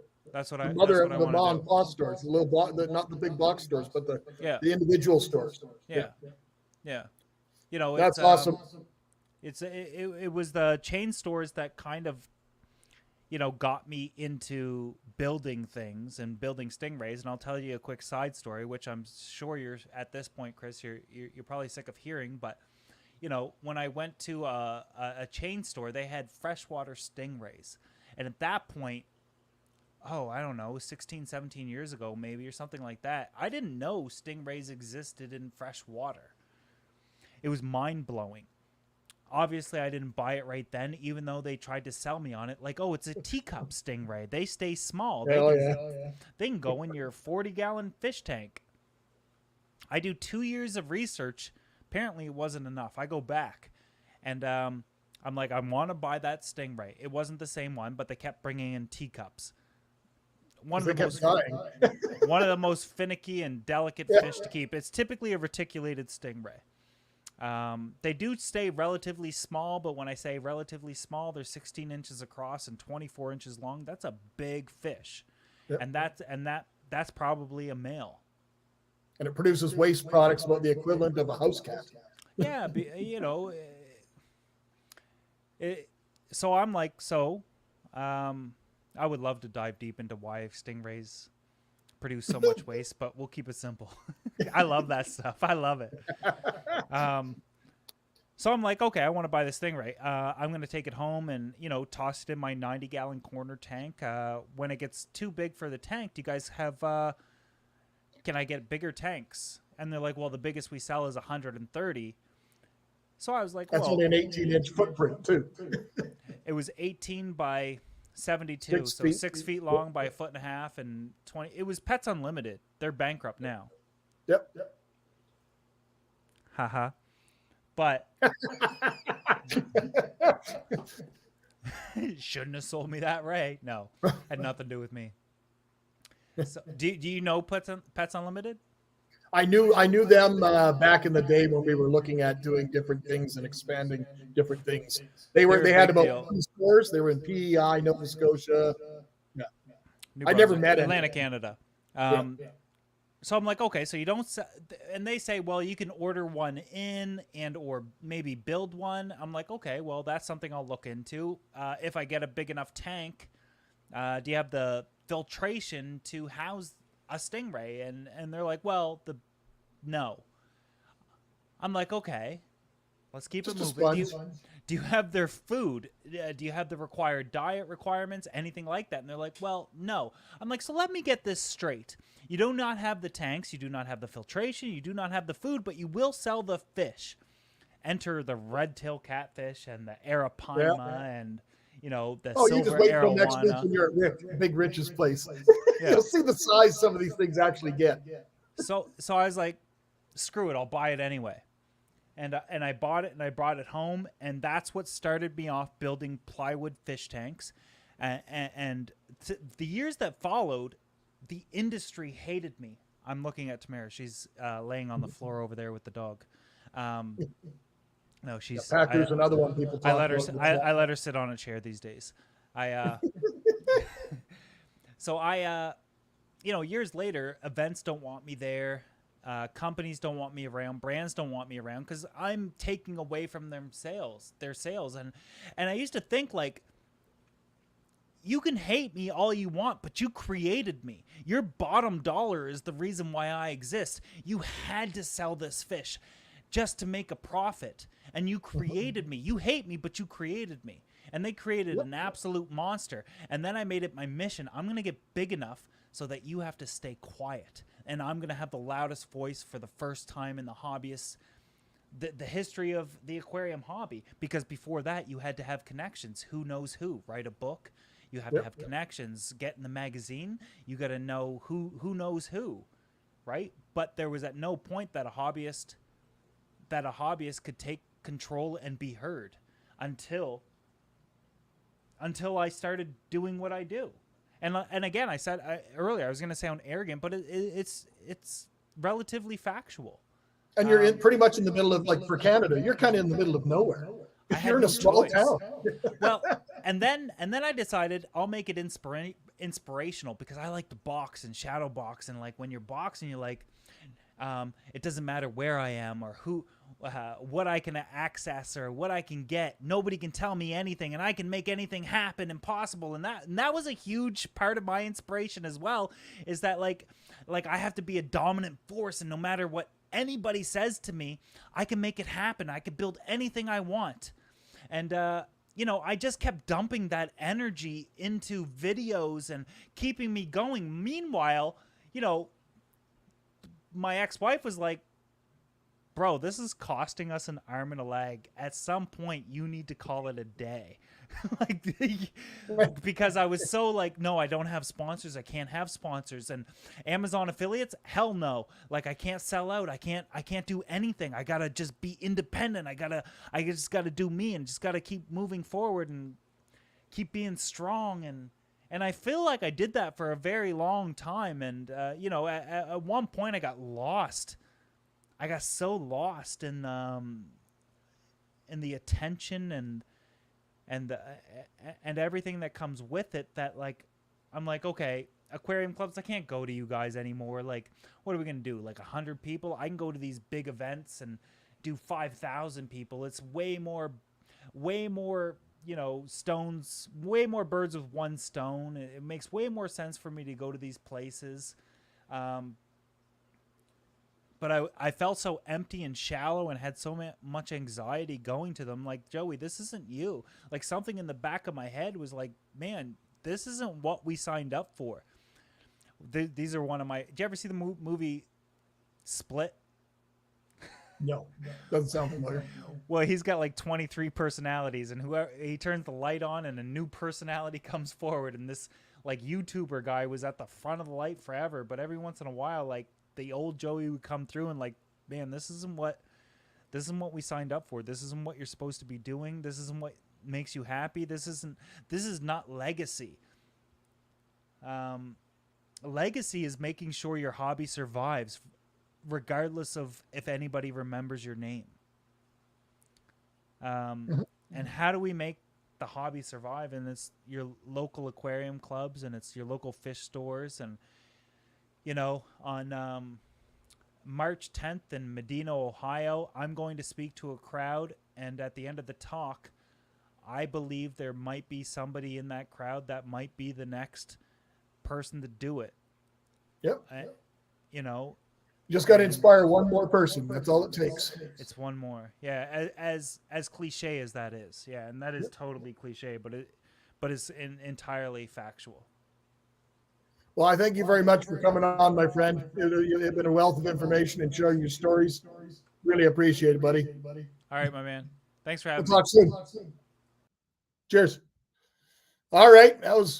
We got one more guest ready to come up. And as I said earlier, we're going to go until nobody else wants to offer anything. I think we've covered a lot of topics today.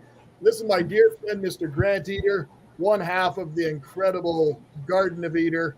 And I just finished doing the video on the collecting that we did down there, you and your family. But your club, when I came down and spoke, you see the love? You're in the love here. Wearing the shirt.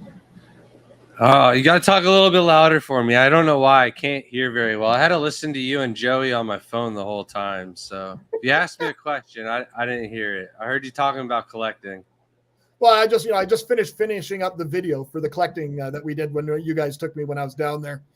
And I really wanted to have you or your wife come on and talk about some of the things that you guys have done since that first visit when I came and visited pre-pandemic, and then the last time, because your club's grown by leaps and bounds, and you're doing all sorts of different stuff that I hadn't seen some stuff before. The thing that you do with the kids and how I took that one little girl up on stage and what I did with her and stuff like that, pointing people out. I think that was an absolute riot, but it works. It gets everyone excited and stuff. So I want you to tell me a little bit how some of the success stories with the Pasco Aquarium Club. So the club was really small. When I first talked for the club, we had like 24 or 40 people in like Jose's house. And we've just slowly grow to the club that we have today. We have about like 100 members in attendance on average. Right before COVID, I think we had about 60 or so. After COVID came and we were able to open up and travel and go to all these different shows and stuff, our club members started asking me, hey, Grant, can you get LRB to come speak for our club? And hey, can you come get Jason from Primetime Aquatics and all these other speakers like Gary Lang and Frank Chang when we go to the Triple Crown? Like, it's not just YouTubers that these people want to see. They want to see some of the breeders and well-known names that are throughout the hobby that travel to some of these international shows. And I got appointed in charge of getting speakers. Once we got Lucas in to come speak, I think we went from about 60 members in attendance to 80, and then it's slowly grown. We're like steady over 100 now, last few club meetings. But we do try our best to get everybody involved. We've got a bunch of volunteers. I'm sure like every other club does like something on Christmas. Our club takes care of all the volunteers. Like one year they gave us T-shirts. One year they gave us, or this past year they just gave us drinking containers, thermos mugs. I'm sorry. Like the one that I got was there. Yeah. Thermal glove. And so the club always does a pretty good job at taking care of the volunteers. But we are really lucky that our president and vice president, they're two really, really big members, not members, but they're really big in the hobby. They're devoted to it, and they're father and son. So the two of them really, one's really good with people, one's really good with tech. So they're really the backbone of the club. And we've got a bunch of like personalities like Mike Labello. He's really part of the Tampa Bay Aquarium Society, but he's slowly becoming, more of a Pasco member. He does our auctions, and Ryan Kenley, he's been mentioned before already. And we'll get a couple other people in rotation and stuff like that. But we have anywhere from 400 to 500 bags at the end of our club meetings. This is just a normal meeting. This isn't our annual auction. So we kind of got to move. We got to do, I think Mike tries to do like 5 bags, not 5 bags, 2 bags a minute or something like that. So that way we can get out of there by 5 o'clock. But you have a whole assembly line for it's not just a bag handed to the auctioneer and go. It's all shown up on a screen, and you guys got a whole team of people that do it. It's a very system. It's pretty efficient. We have 2 or 3 runners that grab bags off of the table and line up the table. You can rush a bag to the front of the line for like $1. So those are. But what do you do? What do you do with the kids? Tell me what you do with the kids, because this to me was the best part of there. It's part of the assembly line. Let me go through the assembly line. You gotta be patient, Chris. So we get the bags loaded up on the table, and then the person writes out what the bag number is, who the seller is, and then it's got a blank spot for the buyer number and how much it goes up for auction. Then it goes into the auctioneer's hands. They auction it off, get the highest price for it, pass it down. We've got somebody that shows it off, Every now and then we'll put it on a projector. But once it's claimed, we've got a paddle system. So on the front of your paddle, you've got your number. And then on the back of the paddle, we just drew a little cheap fish. And then when you win the bid, you flip your paddle over. And that tells you where the kids have to go to give them the bag that they won. So your paddles, the numbers on the paddles are not just random. They're the same paddle. The member has the same paddle every month. They have their member number paddle. Yeah. Right. So once the kids get in line, they kind of go in rotation, but we go through the bags pretty quickly. And some of the kids are rather young, like 4 or 5 years old. So it takes them some time to go through the maze of people to get the right person, the right bag. But we've got enough kids, 7 or 8 of them, that volunteer pretty much at every meeting. And they do a great job. There's usually 3 or 4 of them to rest and take a break when need be. But we also have a tip jar that goes around for the kids. We pass it around. We get 1 or 2 people that go by and collect tips for the kids. And like Chris mentioned, he put one of the kids up on top of the auctioning table and said, the kids, they're a big part of making that whole system as efficient as it is. So we do as much as we can to help them out. And what else did I do? What else did I do with the little girl? Oh, he made her go around to each person. And then when he asked her at the end, all right, which people didn't put in the tip jar? And she pointed out being Mark. And Mark didn't tip, but I totally threw in some money when she went down the first time. But I had moved conversation to the back of the room. So I got singled out even though I threw in. But the kid totally just I put her up on stage. I put her up, held her up. And I says, okay, who didn't give you any money? And she pointed directly at the people in the crowd that didn't give her money. That was awesome. And the kids at the end of the day, they take all that money that's in that tip jar, and what do you do with it? So a lot of the times my kids will use it and buy ice cream. There was an ice cream parlor right on the corner, right as we leave, but we go to a different one a little bit further. It's a better one anyways, down the road. But the kids can save it up for anything, but we encourage them to, use it and pay it forward and use it for the auction. So they can get their own fish. They can, set up a tank or something like that as well. But my kids have brought in home anywhere from $10 to $24. So. Yeah, that's awesome. Yep, your club's an awesome club. I had an absolute blast being there. I'd come again anytime you want. Thanks for being here, my friend. Really appreciate it. Yeah, it's Thanks, Brent. Great having you down, man. Cheers, bud. We'll talk soon. Yeah. Later, man. All right, we have some more people waiting in the room here. We have this wonderful lady. It's time to bring on Nancy Engleton. Nancy is the president, as I mentioned earlier, of the Canadian Association of Aquarium Clubs. Can you hear us, Nancy? Yes, I can. Can you hear me? You're good. Yep. Oh, awesome. Well, KOAC, Canadian Association of Aquarium Clubs, I kind of fell into that because it was one of those, you would go to the bathroom and when you come back, you're the president. Yeah. That kind of happened. And we do that. And we do crazy stuff. And I'm always the bad guy that says no. But what I did want to tell you about is, I don't know if you knew that I was the president of the Trans Canada Guppy Group. Yeah, that's normal guppies. They're not trans guppies. You mean Trans Canada, right? Trans across. I had this stupid idea. It's always, when you're in bed and you wake up and you sit up and you go, I want to call the club the Trans Canada Guppy Group. Being a more than middle-aged housewife, the other ramifications of that name never occurred to me. Well, they also didn't really exist at that time either. Well, right? yeah, and it has now, and that's why everyone's on post approval that goes onto our Facebook page, and for a little while. But yeah, we actually, I don't know if you knew this.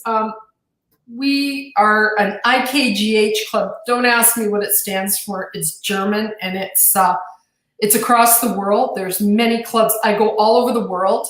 And I'm actually in April going to England for a show. But we have 143 paid club members, and we have over 1,700 people on our Facebook page. So somebody likes guppies. Everybody says they don't like them, but yeah, they do. And our guppies aren't the $5 ones that you get at PetSmart. They start at $50 a pair type fish. But sorry, my cat. Anyways, yeah, we have a lot of fun with them. My sidekick is, you'll see her wandering around. But yeah, we have a lot of fun with them. And when you were talking, like what Joey said about the bricks and mortar places, like where you're going with people, the internet was great for the pandemic, but I am so over that. I like going back to, I have traveled all over Ontario. I live in Ilderton, also known as Nowhere Land, Ontario. There is no local fish store. We do have a stoplight and a Tim Hortons, and one gas station. But yeah, that's kind of it. And my house, which is where everybody comes to look at the crazy fish lady's basement with all the tanks in it. Yeah. But anyways, we tried to promote, instead of just going for the expert people, we've tried to promote from the very beginner. I've never had fish, I want to get some. So the very basics. I even have a book here about how to set up a fish tank. And then we go all into this. We have people for that. And then we also have experts from all over the world. I have genetics experts. I have breeding experts. The genetics people are always interesting because I never know what they're saying. I know genotypes and phenotypes and all this other genetic stuff. I just go, you put a blue fish and a green fish together and you get blue and green fish. And that's what works for us. But what we try to do is to promote good animal husbandry, like what you guys were talking about. You know, all of a sudden you get like pacus and all these giant fish, and the Ohio Fish Rescue can show you what they actually turn into. Yeah. You know, it's something that I'm a firm believer in that, you know, the internet is one thing, but actually talking to another person and learning about them. Our club only meets occasionally, like 3 or 4 times a year maximum. And I'm more of the, I'm renting a big giant tent, come to my house, and like 50, 60 people come. And that's pretty good in the backyard. Or it happens in my house. That's for the Guppy Club, right? The Guppy Club. KOAC, I've had many KOAC meetings, but we discovered Zoom. So KOAC just meets on Zoom because well, they're all administration meetings. They're not really. Exactly. Nobody cares about how we do this and that and the other thing and rules and regulations and how the insurance is set up. They just want to send us a check and yeah, we've got insurance.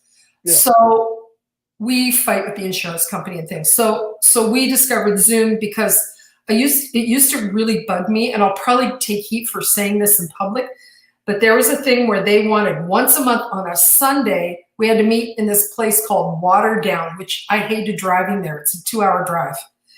And so that would take one Sunday a month away from your family or your other fish stuff. So nobody wanted to come. I get a better turnout on Zoom. And, you know, with this, as Chris knows, and all of his MC jobs, he's going to be hosting in September the aquatic, the Pet Expo in Toronto at the International Center. And yeah, I've drank the Kool-Aid too. I'll be there I'll be there for the April show.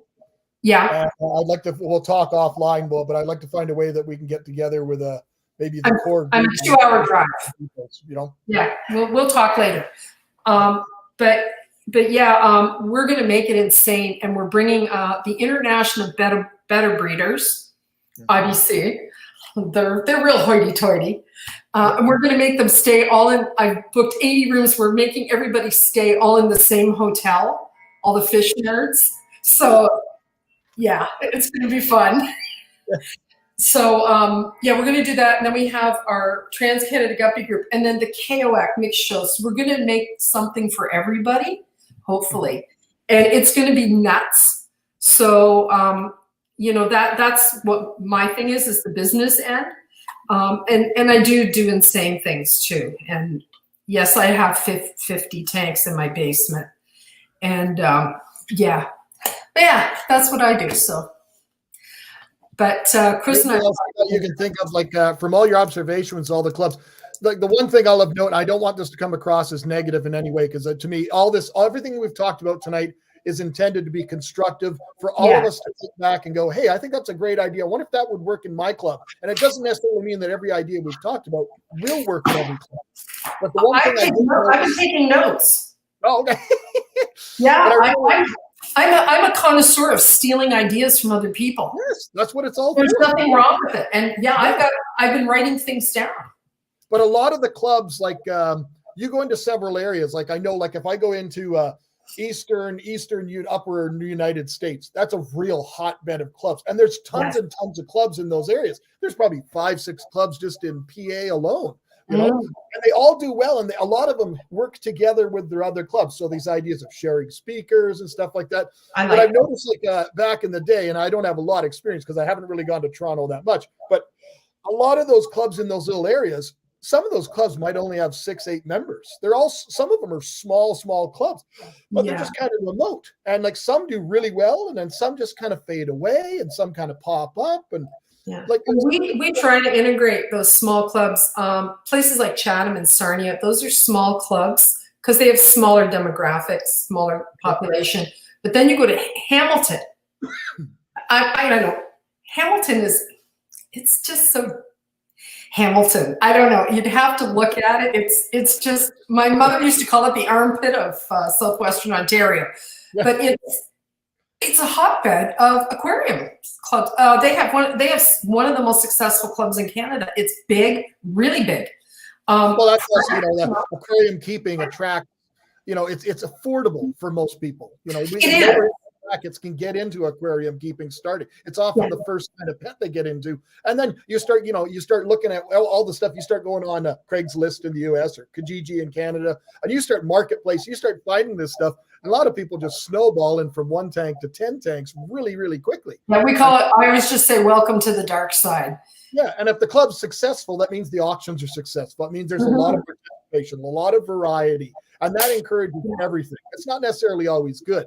But you would have a lot of experience with this, and this is a topic we never really addressed, is there's clubs all across Canada, and I can only share the experiences with the ones in Canada that I have familiar with, that have gone where they've just thrived and thrived and thrived, and then like a couple of the people that are at the top had enough, and they step away, and the club just seems to vanish. Like I know that our club's gone through that up and down many times over the years, and I see other clubs have done that too. This club in the city that I'm in right now is almost completely non-functioning. There's not even there's 4 or 5 people. That's it. But like, what do we got to do as hobbyists, as clubs, as people that are involved and passionate about this to maintain that lifeblood? Because the minute it stops getting fun, you got to step back. It's not like if we decided to fold the Aquarium Club of Winnipeg today, that the 4 or 5 of us that are kind of taking up the reins, we don't get to like go to the bank and cut each one of us a check. No. It doesn't belong to us. It belongs to the organization. It comes back to KOAC. Oh yeah.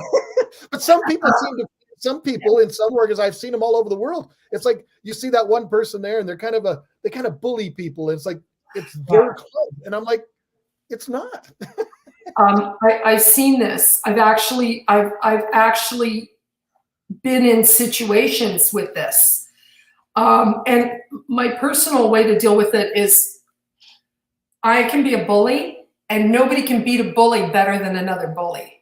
Yeah. And so I try to, like, the problem is when you get people and they get so set in their ways, it has to be that way.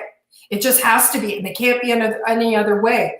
And that's when, and I take a lot of abuse for this, but it's okay because I don't need any more friends. I got lots of friends. So when people pick at me, it's, I'm just reading this about the bathroom. Yeah. But, but you have to be really open-minded, even if you think it's the stupidest idea you've ever heard in your life.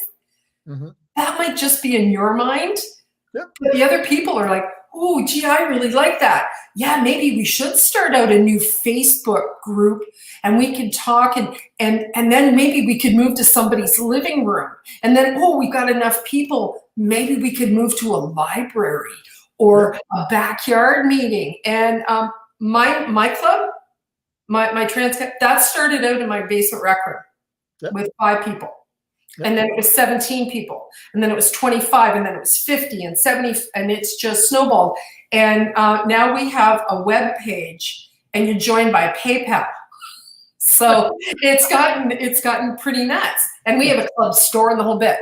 But yet the hardest thing is when people get into that funk, because believe me, as the business person, I see this all the time, and they get into this blue funk, and it's like, yeah, I just don't want to do it anymore or whatever. Well, that's when you have to see, when you get a new person, teenage boys are great for this too.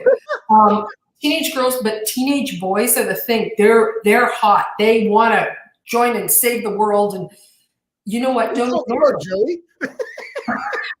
Well, he's been a teenage boy for a few years, but kind of. But when they're hot, they want to change the world and all this. And, you can sit there and go, oh, they don't know what they're talking about. Yeah, actually, they might. Yeah. And when, I used to joke with people, say, I'm going to drag KOAC, the old guys, kicking and screaming into the future. Do I know how to do Instagram or Insta? And what's the other, Twitter? I don't know how to do that, but I got people that do. Yeah. And now they're doing that. And, you have to encourage this, because every time you go, hey, I like that idea. You encourage that person, and then they give you more ideas and more ideas. And I'm an idea thief. That's what I do. I steal really good ideas, and then I write them down. I remember years and years ago when we'd have our executive meetings before Zoom. They were actually in-person executive meetings. Yeah. I actually feel like some of the people that were on the executive with me were fearful to bring up new ideas, because my brain always looked at all the what if possibilities like that.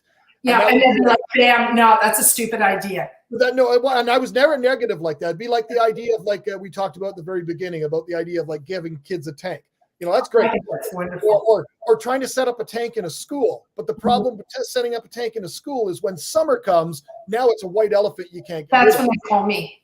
Yeah. But like the one I remember this years ago, and is a dear friend of mine, and he came up with an idea random, and he held it back for 2 meetings because he just thought, he's trying to think of a way that Biggs is going to say that this is a bad idea. He's trying to look at it from another angle. And it was a great idea, and I supported it 100%. And what it was is at our meetings, we always had members that when people bought fish magazines, that would always donate the magazines or sell them in the auction. And we'd always end up with 5-6 magazines at every meeting every month. And they're not necessarily the same ones. They could be old ones. It didn't matter. They just are always there, prevalent.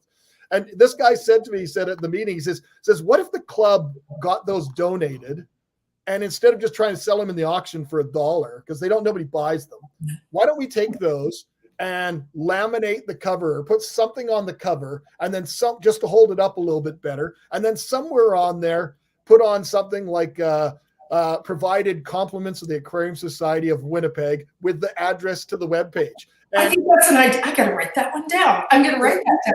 We did that, and we took those and donated them to dentist offices and doctors' offices everywhere. We just let anybody that had a doctor's office that was, okay, I'm on this side of the city here, take 4 of these, and we just did it. And we have no way of tracking as to how many members it brought in, whether it brought in 1 or 100. But if it brought in 1, it was worth doing. It was worth doing.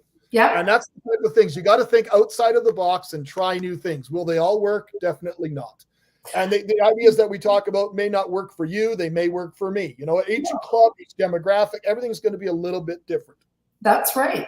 And that's the thing is that's a big thing, is accepting that you might be I'm the boss of everything, because I'm the president of KOAC. But a lot of times people think differently than you. They know different things than you, whether they be good or bad. And like you said, what doesn't work for you might work for someone else. You have to be open-minded in your club. And that's how new people come in, they could be really shy. Or like you said, the little boy standing on the side at the auction who was a new immigrant. Yep. Well, I'm going to tell you a very quick story. At my Trans-Canada Guppy group, get this, Guppy Palooza, we had it at my house in the backyard. Hey, people go nuts over it. And he was sort of standing off to the side, and he's from another country. And he asked me, can I come to the club meeting? I'm like, of course. He lives in Stratford, which is 45 minutes from here. So he drives here in his beat up little car, and he drives here, and he's an immigrant, been a student, everything. And he goes, well, my father and I, we used to raise guppies at my home. And just to let you know that 2 years later, he won one of the most prestigious IKGH, the actual German shows. We have shows online right now. And he got first place best in show. And that's Germany. That's where the IKGH, that's where the Guppy clubs originated from. And he's a member of my club. We think it's hilarious because he started out like, he didn't want to come forward. He was shy at the beginning. He's really good. And he started out with, like, of course I felt sorry for him. So I gave him some of my breeding stock, and a couple other of my friends who are big showers, they gave him breeding stock. And then he took our stock and made fools of us and made them 10 times better than they ever were that we had. Well, So I think you've lost, I don't know if you've actually lost him, but Peter, our friend that we both know from outside of Winnipeg near me, yeah, he's not so much with guppies anymore. He's more into Corys and Plecos. He's breeding a ton of that sort of stuff now. and he's really good at it. Yep. Oh, he's if this is the guy that runs a world-class Arctic Aquaculture. charity. So I think he started as an aquarist first. So I think he's got it covered. He started with discus and everything. I talk to him frequently. My daughter's been to his place because she used to work in Dryden. And so she drove over there and took her friends there, and she's had the full tour. But yeah, you've got to be open-minded to different people and different things and different ideas. And I also like doing what Joey does, is doing things the cheap way. I didn't like the filters that were out there. So one of our friends, his name is Udo. You know who he is. His name is Udo. Udo's a really smart man. He's 10 times smarter than me, and that's why I have him. He's one of Peter's my in the chat. Peter's in the chat. We just been talking about him. Oh, wait, Peter here. Hi, Peter. Hey, Peter, we've been talking all about you. There's a video on his facility and some exciting changes that are coming. It doesn't come out this Saturday, but it comes out the next Saturday, March 11th. Of course, I'll be watching it. But anyways, we were talking about filters, and he goes, well, why don't you make Hamburg Matten filters? I'd never heard of them until I went to Europe and I saw them. Everybody had them, yeah. So he shows me how to make them. I go to the manufacturer in Toronto for the foam. I get it. My father, who's 80, we take his pickup truck, drive to Toronto. We pick up like 10 sheets of this stuff and put it in the pickup truck. That was fun on a windy day. And we brought them back here, and I've got them out the front, nailed to my fence in my front yard. And I got a steak knife, and I'm cutting them because the grooves in the fence were the right distance apart. So my neighbors just they just watch me. And, then we started selling them, and they were one of the largest huge profitable fundraisers we've ever had in our club. Our club made tons of money off them. Yep. And my father has a drill press, so he did all the piping. And it was just fabulous. And Peter. So they don't just like jagged cut, they were professional looking things. They were nice and clean. And we sold them for $20 for a kit with your foam for a 10-gallon tank, your foam and your piping, everything. All you had to do was add an air pump. Yep. I sold them like crazy. And Peter says to me, hey, have you ever heard of this food? So he sends me a sample of this really smelly food that he feeds his Arctic char. It's called EWAS. And so that was also a huge fundraiser. And I'd sit with a garbage can in my front driveway. I had my garbage can, there would be flies coming around, and I'd be taking my measuring cup, and I had a weigh scale. And my neighbors would actually just watch. They'd be fascinated and go, what are you doing? And they'd come and sit, talk to me, crack open a beer, and watch me parceling this food up into small containers. And that was another one. And, these are ideas I get from all different people. And that's why you have to have an open mind, because you might be really surprised at what you learn from other people. And especially, this sounds so old, young people. And my husband's coming down the stairs, and I hope he has pants on. Oh, we gotta go. Yeah, it can be really exciting. But yeah, you got pants on? Oh yeah. No. He doesn't understand. This is my husband. He's 6'7", so his head never fits in the picture. Okay. Because her head's too big. Yeah. This is the financier for all my trips. He gives me money and says, go away, because he's not interested. But the other thing I just wanted to say very briefly is, I keep saying briefly, this fish hobby, as you can see, I am a housewife. I'm slightly more than 35. And I have been all over the world. China, France, Italy, Germany, England. Oh, I've been to England so many times. I've been all over the world, all over the United States, judging fish shows. Yep. It's so funny, when I came back from China, all people wanted to know about was what the toilets were like. So you're talking about slideshows. I have a slideshow of the toilets and things like they would skin, the pigs, and they have like the pig's face and all that. And then I don't know. Anyways, and the food, they wanted to see the food I was eating, where they would go to the front of There's the cultural difference. The things that you say are different. But they want to hear the culture, and about how, in the restaurant, they go up to the aquarium at the front of the restaurant, grab the fish and kill it in front of you. Yeah. And that was kind of creepy. And the chickens that had heads, and they come to the table, and the chicken's like this. And it has the head and the feet, because they said that proves to you that it's fresh. Like it was walking an hour ago. And but those are things, where does a slightly light-skinned, middle-aged housewife ever get an experience like that? You don't get them on a cruise ship. So that's all because of fish, and that's all because of Aquarium Societies. By the way, Italy has the best food. Yep.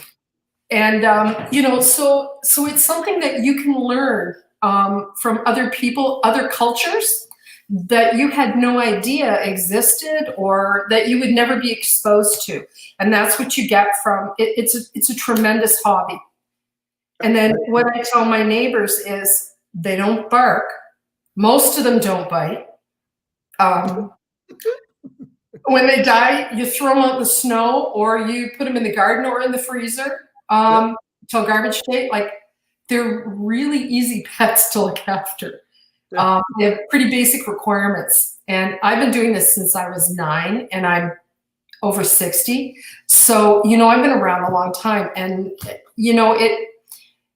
the people I've met, from regular people like me to physicists, all the professionals and stuff, pharmacists, doctors, dentists, lawyers, nuclear scientists, all sorts of people that are way smarter than me. So, that's what it can do for you. So, no, I thank you very much for being here, Nancy. I appreciate your insights on all this stuff. You're wonderful. Thank you. We'll talk soon. Cheers. So you guys are starting to see, like we've had Eric, Andy, Luke, Joey, Megan, Grant, and now Nancy. We've had people from all over the place, and they're all sharing different experiences, but they're all sharing experiences that are fairly similar. It's all a community. We're all together in this. I believe we have 1 or 2 more people coming. I think Karen's going to try and come on, but right now we're going to have George. How you doing, my friend? I can't hear you, George. No sound. For George questions, we're going to be doing via mime. 2 words.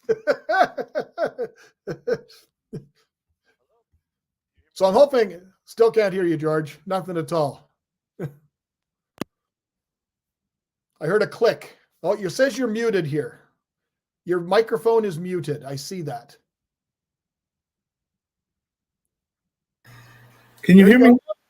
You're Can you good. There you go. You hear me now? I don't know Yeah. why. I'm gonna throw this away. No, Yeah. no, just joking. So George, Oh, what's so how's it going? How's it going? Let me see here. Turn up the volume here. Oh well. You're a member of Seattle, George, as well as Portland, or are you just a member of one of No, the clubs? I'm just 1 second, please. I have my glasses on. How do I turn this up? Oh well. No, I'm a member of the Greater Portland Aquarium Society. Correct. I also I decided to come on here so I can give a viewpoint of the underdog, because I'm basically the underdog. I became a member of the Portland Aquarium Society, GUPUS, about 10 years ago, and I lived 3 hours away from the club. And I heard that there was a club, so I went to a meeting, and then I got to know the president, Roland Holtz, at the time, and he's been president, vice president for and since I lived so far away, I stayed at his house, and so which was pretty cool, because I usually came up the night before, and I got to talk with the speakers. Well, I think that's really cool about that. Just that one little statement you made. You stay at his house.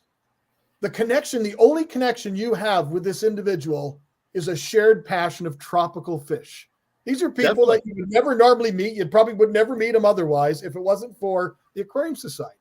And these are people that are opening their doors, not only just to share the stories of fish, but like, oh, you're coming up, George? Sure. Why don't you just stay with us? Right? It's awesome. Yeah, definitely. That's let me. Okay, here we go. I got it. Here we go. I got it right here. I can't hardly hear you. There. Now talk. Yeah, you good? Yeah. You hear? Well. Oh well. I can still hear you good enough. Anyway, no. Yes, that's everybody was welcoming. I went up there. Everybody was so welcoming. So at the time, Greater Portland Aquarium Society was the only aquarium club in Oregon. Mm-hmm. And I'm thinking, people keep on telling me, they said, well, go start another one. And I'm like going, I'm a nobody. I don't know anything about starting a club. Yep. And so eventually I said, I wanted a club closer to where I lived. And so I got a couple people that were coming 2 hours to go up there. So it's an hour away from me in Eugene, Oregon. And I got a couple people together. I said, hey, let's start a club down in Eugene, Oregon. And so we got a group of people together. I had a Facebook group. I started a Facebook group, got a lot of members off the Facebook group, advertised it. And eventually we formed the Willamette Valley Aquarium Society. And yes. Yeah, so we have 2 major ones right now. We have a couple more starting. And what I've been doing is I've been going around to different communities and encouraging people to start. I'm like going, all it takes is 1 or 2 people. Well, one person, I guess it would be pretty boring meeting, but all it takes is 2 or more people, and you can start an aquarium club or a group or whatever, So I've been encouraging people to get out and about and networking, And so, now, is there one thing that you find that has made that's worked really, really well for or things that you've noticed at other clubs that you say, I really enjoyed that? Or is there anything that really stands out to you? Every club I've been to since last 10 years has been a roller coaster. I've been to a couple conventions. I've been to different clubs all around. And one thing that stands out is, yes, we're all connected together as Aquarius, aquarium hobbyists, but each club is a little different. Each club has a little bit different ways of doing stuff. Yep. And the one thing I noticed really different for like from where I am and everything going east, we all have liquid rock for water. Everybody has hard water. When I came to Portland, like he's got ultimate angels breeding in his tank and all these fish that are saltwater fish, and they're all just super easy for everyone to keep in just their tap water. I'm like, what? And he told me what his water chemistry was like. I'm like, that's unheard of for us. But that's just, it is. It's different. Each area is different. Yeah. And well, you got to keep that in mind too. I mean, there's so many different things that we could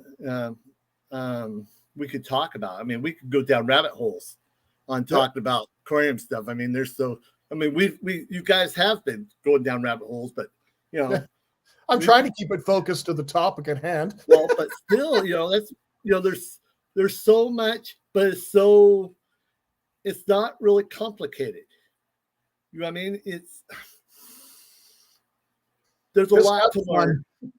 Yeah, that's what I tell people when some people the thing that I notice when I talk to several people, I have several Facebook groups. And I help promote, and I help promote both the Willamette Valley and Greater Portland Aquarium Society. When events happen, I promote it on my Facebook groups, and then when there's like swap meets or conventions, I promote that. I guess you could call me the Oregon ambassador to Aquarium Societies. We're all ambassadors. Every one of us. Any club. We're all ambassadors. That's what I call myself the unofficial. I was joking around, but if you look at it, we're all. Whenever we go to another club or another area, another group, we're represent. Yes. But yes. But what I noticed, I talk to people at different groups. When I talk to them, we don't have anybody here in our town that raises fish. There's no one here. There's no one here to meet. I said, yes, there's more people out there than you realize. There's a lot of people. There's a lot of us that are introverted because whenever we talk about fish. Whenever we talk about fish, really went introverts. They were in their heyday when the pandemic hit. The aquarium hobby exploded during the pandemic to the point that, like, in conversations with people like Sandy Moore at Segrist, president of Segrist Farm, the largest farm in North America for volume for exporting fish or shipping fish, she said it was better than the 80s for tropical fish. If only we could have the supply we needed. If we had the supply, this would have been the best time to keep tropical fish. We just couldn't get the supply. Well, it forced people to take a step back and look, forced people to realize that, because we get in ruts, but it forced people to take a step back, and we didn't have anything to do. So it filled in the need, but yeah, I agree. I've been having a heyday. There's another club forming down in Southern Oregon called the Rogue Valley Aquarium Keepers, and they're going to have a meeting next Sunday down in Central Point, and I'm hoping to go down. That's like an hour and a half away from me, but I'm hoping to go down there to support them. But before the only thing is, before the pandemic, I had a lot of people interested in starting the clubs. And then the pandemic happened, and then all of a sudden, those people that I had that were going to help get the clubs going in some different towns, they either moved or they decided they didn't want to do it. And so I've I've been I haven't been letting that perturb me. I've been going out and getting more people. So hopefully they'll, but when I tell people, you know, you don't have to be a big club. You can have like a group of people, a beat. You know, you don't even have to call yourself a club, but get out there. Yes. Networking, you know, even if you just go somewhere out to lunch. Even if you just see somebody at the fish store and you just start talking with them and spend that 2 minutes with them, that's exactly what the role is. Yeah. Yep. So, I mean, you know, just so there's some places around, they say, well, there's not enough people here to have a club. I mean, all it takes is like 2 or 3 people. Yep. Got to start somewhere. I agree. All right, George. Well, thank you very much, my friend, for sharing this stuff with me. Everyone, every single person that's come on tonight has been an absolute wealth of information, sharing the stuff that works in their areas and different demographics. I think we're going to slowly start to wrap up here. I have one more guest, and this one more guest is going to be the one that'll, she's involved with so many clubs. I think she's going to be able to offer a lot more. So thanks, my friend, George. We'll Thank you. And I will catch you in the next convention. Sounds good, my friend. All right, ladies and gentlemen, the one and only Miss Karen Haas. How you doing, lovely lady? All right. Oh, there you go. Your face was frozen for a minute there. It's like she's doing a ventriloquist act. So, how many clubs are you involved with, Karen? Well, I've been cutting back, but I still probably make it to meetings to 3 clubs on a, maybe like every other month or every 2 or 3 months anyway. And there's probably been at least 4 or 5 other clubs that I used to be a member of that are still in existence, but I just can't make meetings. Yeah. Now, with all those clubs, so that's why I thought, it's perfect to have you on, is because you see 5, 6, 8, we'll say 5, 6, 8, 10 clubs. Every one of those clubs will have some aspects that are different from others. Yes. So, like, what are some of the things that you can offer to us in regards to Aquarium Society? You also started your own club locally. Yeah, I tried. Yeah, but you were the only one doing it, friend. You tried. You did put a full effort. You had social media presence. You did everything. You had halls. It's just you weren't getting the support locally. Right. It's particularly once the pandemic happened, and then my schedule at work changed, and I had to change when the meetings were happening, and I couldn't get people to come out on a Friday night. Yeah. Monday nights were better. Friday nights weren't. And but I was running the swap meets, and I could sell that out all day long. So everyone wanted to come. Money, but it doesn't generate people that really want to sit around and hang out. All it does is help sellers. Right. Yeah. Which we needed in our area anyway. Way of moving fish around. Yes, to get rid of fish. Now, let's say out of the 8 or 10 clubs that you've been involved with, you're involved in all the programs too. You're involved in BAP and stuff like that. Is there certain things that you really like? We'll just talk BAP programs. Is there certain things that you find really, really well done at one club that you may not like at another? We don't have to mention any names. It's just somebody that is a hardcore breeder that you've been for many, many years. You might be cutting back a bit, but like you've been involved for so long. What aspects of a BAP program as a member of a club do you value the most? I value it when it's kept simple. When the rules are simple, it's like you only got 1 or 2 pages of rules instead of like 12 pages of rules. Keep it simple. I know one club I can get a 50% cut every time for every fish that I bring in. I don't have to donate the fish. Yep. That makes a big difference for something, that, you bring in a bag of guppies, no, not shooting down guppies or convicts or anything, but those are generally the fish that you see a lot of, and they go for a very low dollar value. But I was in your fish room, a couple of years back, and there might've been 1 or 2 fish that have common names. Almost everything else was obscure, some crater lake in Africa or weird. Like there was a lot, you had so many cares fish and endangered fish. sometimes those fish are not fish that you just want to donate unless you see that it's a super successful club and you know that they're going to go into the good hands of somebody, then you probably would. But if it's just an average club, you're just going to go and donate the bag of fish knowing it's probably one of the rarest fish you could get, and it goes to some brand new keeper just because he had the highest bid. Those fish are gone. Well, I'm happy for the rare fish to go to a new keeper, and unfortunately, rare fish does not mean big dollars. Right. Usually, rare fish means it's going to go for $1 or $2 because nobody else in the club knows anything about it, and so they're afraid to bid on it. Well, a lot of rare fish. When people use the term rare fish all the time, and I'm like, fish aren't necessarily rare. They might be harder to collect, or areas are harder to get to, areas that are far off the beaten path, that sort of stuff. But when it comes to like the rare fish, when you talk about all the live bears, most of them are critically endangered. That's different.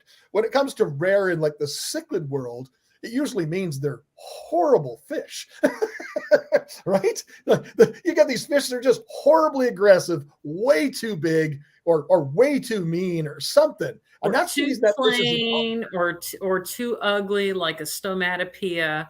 I've had taken them to some auctions, and people have said, "Oh my gosh, that's the ugliest fish I've ever seen." Yeah. I look at, there's that club up in New England or something like that. I've never spoken to them, but like they used to get all these fish from like Oliver, and it was all this obscure, a lot of stuff that you kind of had, and all this super obscure stuff.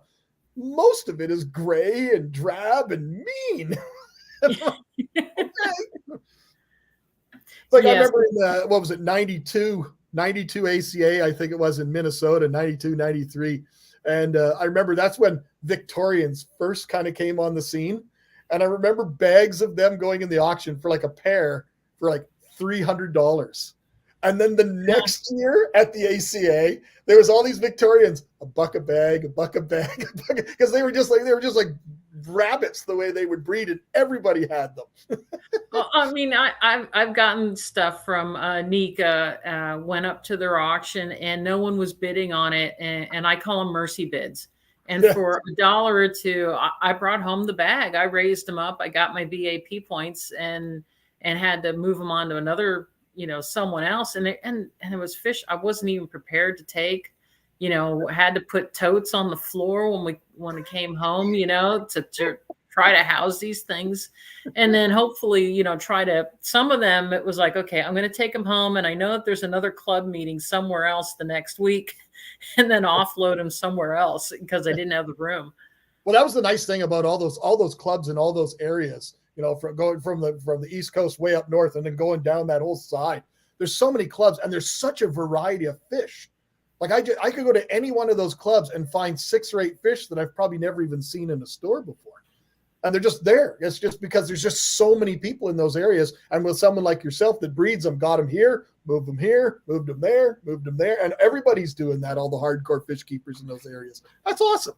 It's moving fish around. What else you want to talk about? What else do you like about, what are things, anything that you notice? How about on the social side? Any of the clubs that you go to, out of all those clubs, do they do anything like, as I talked about at the very beginning, I don't know if you were here right at the beginning, I talked about everybody that joins a club pays a dues or a membership fee. Doesn't matter what the dollar figure is, but every single person's going to value that dollar amount differently. I'm older, I've got a solid income, I got a family that's grown up, $20 to me is not that much. But for a younger family that's just starting out, $20 could be food on the table for their family that night. So what I mean by that is every one of us is going to value that dollar differently. And when we come and join an organization, what do we value out of that organization? You and I may value the access to a Breeders' Award program and the different awards that plateaus we can get to. But the one I want to talk about is more the social side. One thing that I offered at this meeting with our local club is I have one of those giant stainless steel coffee carafe things. I don't know what to call it. You know what I'm talking about? Yeah, you have them in a big organization. And I said, which? They're silver. It's like silver. Coffee at the bottom. Yeah. And I said, what if I donated that I don't drink coffee, but I said, what if I donated that to the club and we went and bought, I don't know how much, what do you buy? 1 pound of coffee? I don't know. You buy all this stuff. What would it cost a month? $20, $25? I don't drink coffee, so. You know what I mean? But that is kind of the social drink that most people would have, right? So I thought, what if we had that just for free for the members? Because it's supposed to be social. Let people just sit down, have a cup of coffee, and chat fish instead of quick. Let's get the business done. Let's do the presentation. Let's do the auction. Let's get out of here. Let's have that social time to it. Make it fun again. But have you been to any clubs that have done things on that social side? You mean like not have a talk, not have an auction, just like still have all those things, but just other things that encourage people to sit around and just chat and visit with their friends and talk and anything. The Christmas parties, summer picnics, clubs have had, and there's a lot of socialization. Then there's usually no speaker. I think they usually have an auction. I think there's a couple clubs that have a Christmas party with no auction. They'll go to a restaurant. Yep. Those are nice, and you just get to socialize and talk about more than just fish. Well, Andy from the Milwaukee Club talked about how they do these things throughout the whole year where people get awarded points for all the things they do. You volunteer at an auction, you get points. You bap a fish, you get points. You join the board, you get points. At the end of the year, they just add up all the points that everybody's got, and they hand out fake money. And then they have a Christmas party, and they play all these games, and they have this crazy auction of all this fish stuff with all this fake money, and it's all just for fun. That's awesome. Like that's just is trying to find that fun in it again. In my area, there's one club that I know of that does that, and that's Jersey Shore Aquarium Society. At Christmas time, they have I guess you could say fish bucks, and to buy crazy stuff at their after the Christmas meal. But I've been at that Jersey Club just on a regular meeting when I spoke there, and they probably still have that one member that brings in all that random stuff that nobody will tell them not to. There was like a bird map. A book on cottages, a half-used box of Kleenex. There's all this random stuff. Oh, I think that's a Killy Club in New York. I've heard about that one. I was in Jersey when I spoke there. They said, oh, yeah, Jason, Big J at the time was the president. He says, yeah, that guy comes occasionally and nobody wants to tell him he can't bring. He just brings random stuff. It has nothing to do with fish. I know at Jersey Shore there'll be pet items there that don't have anything to do with fish because one of the big sponsors owns a pet store. And most people have other pets besides fish. But there's a killifish club that meets in New York.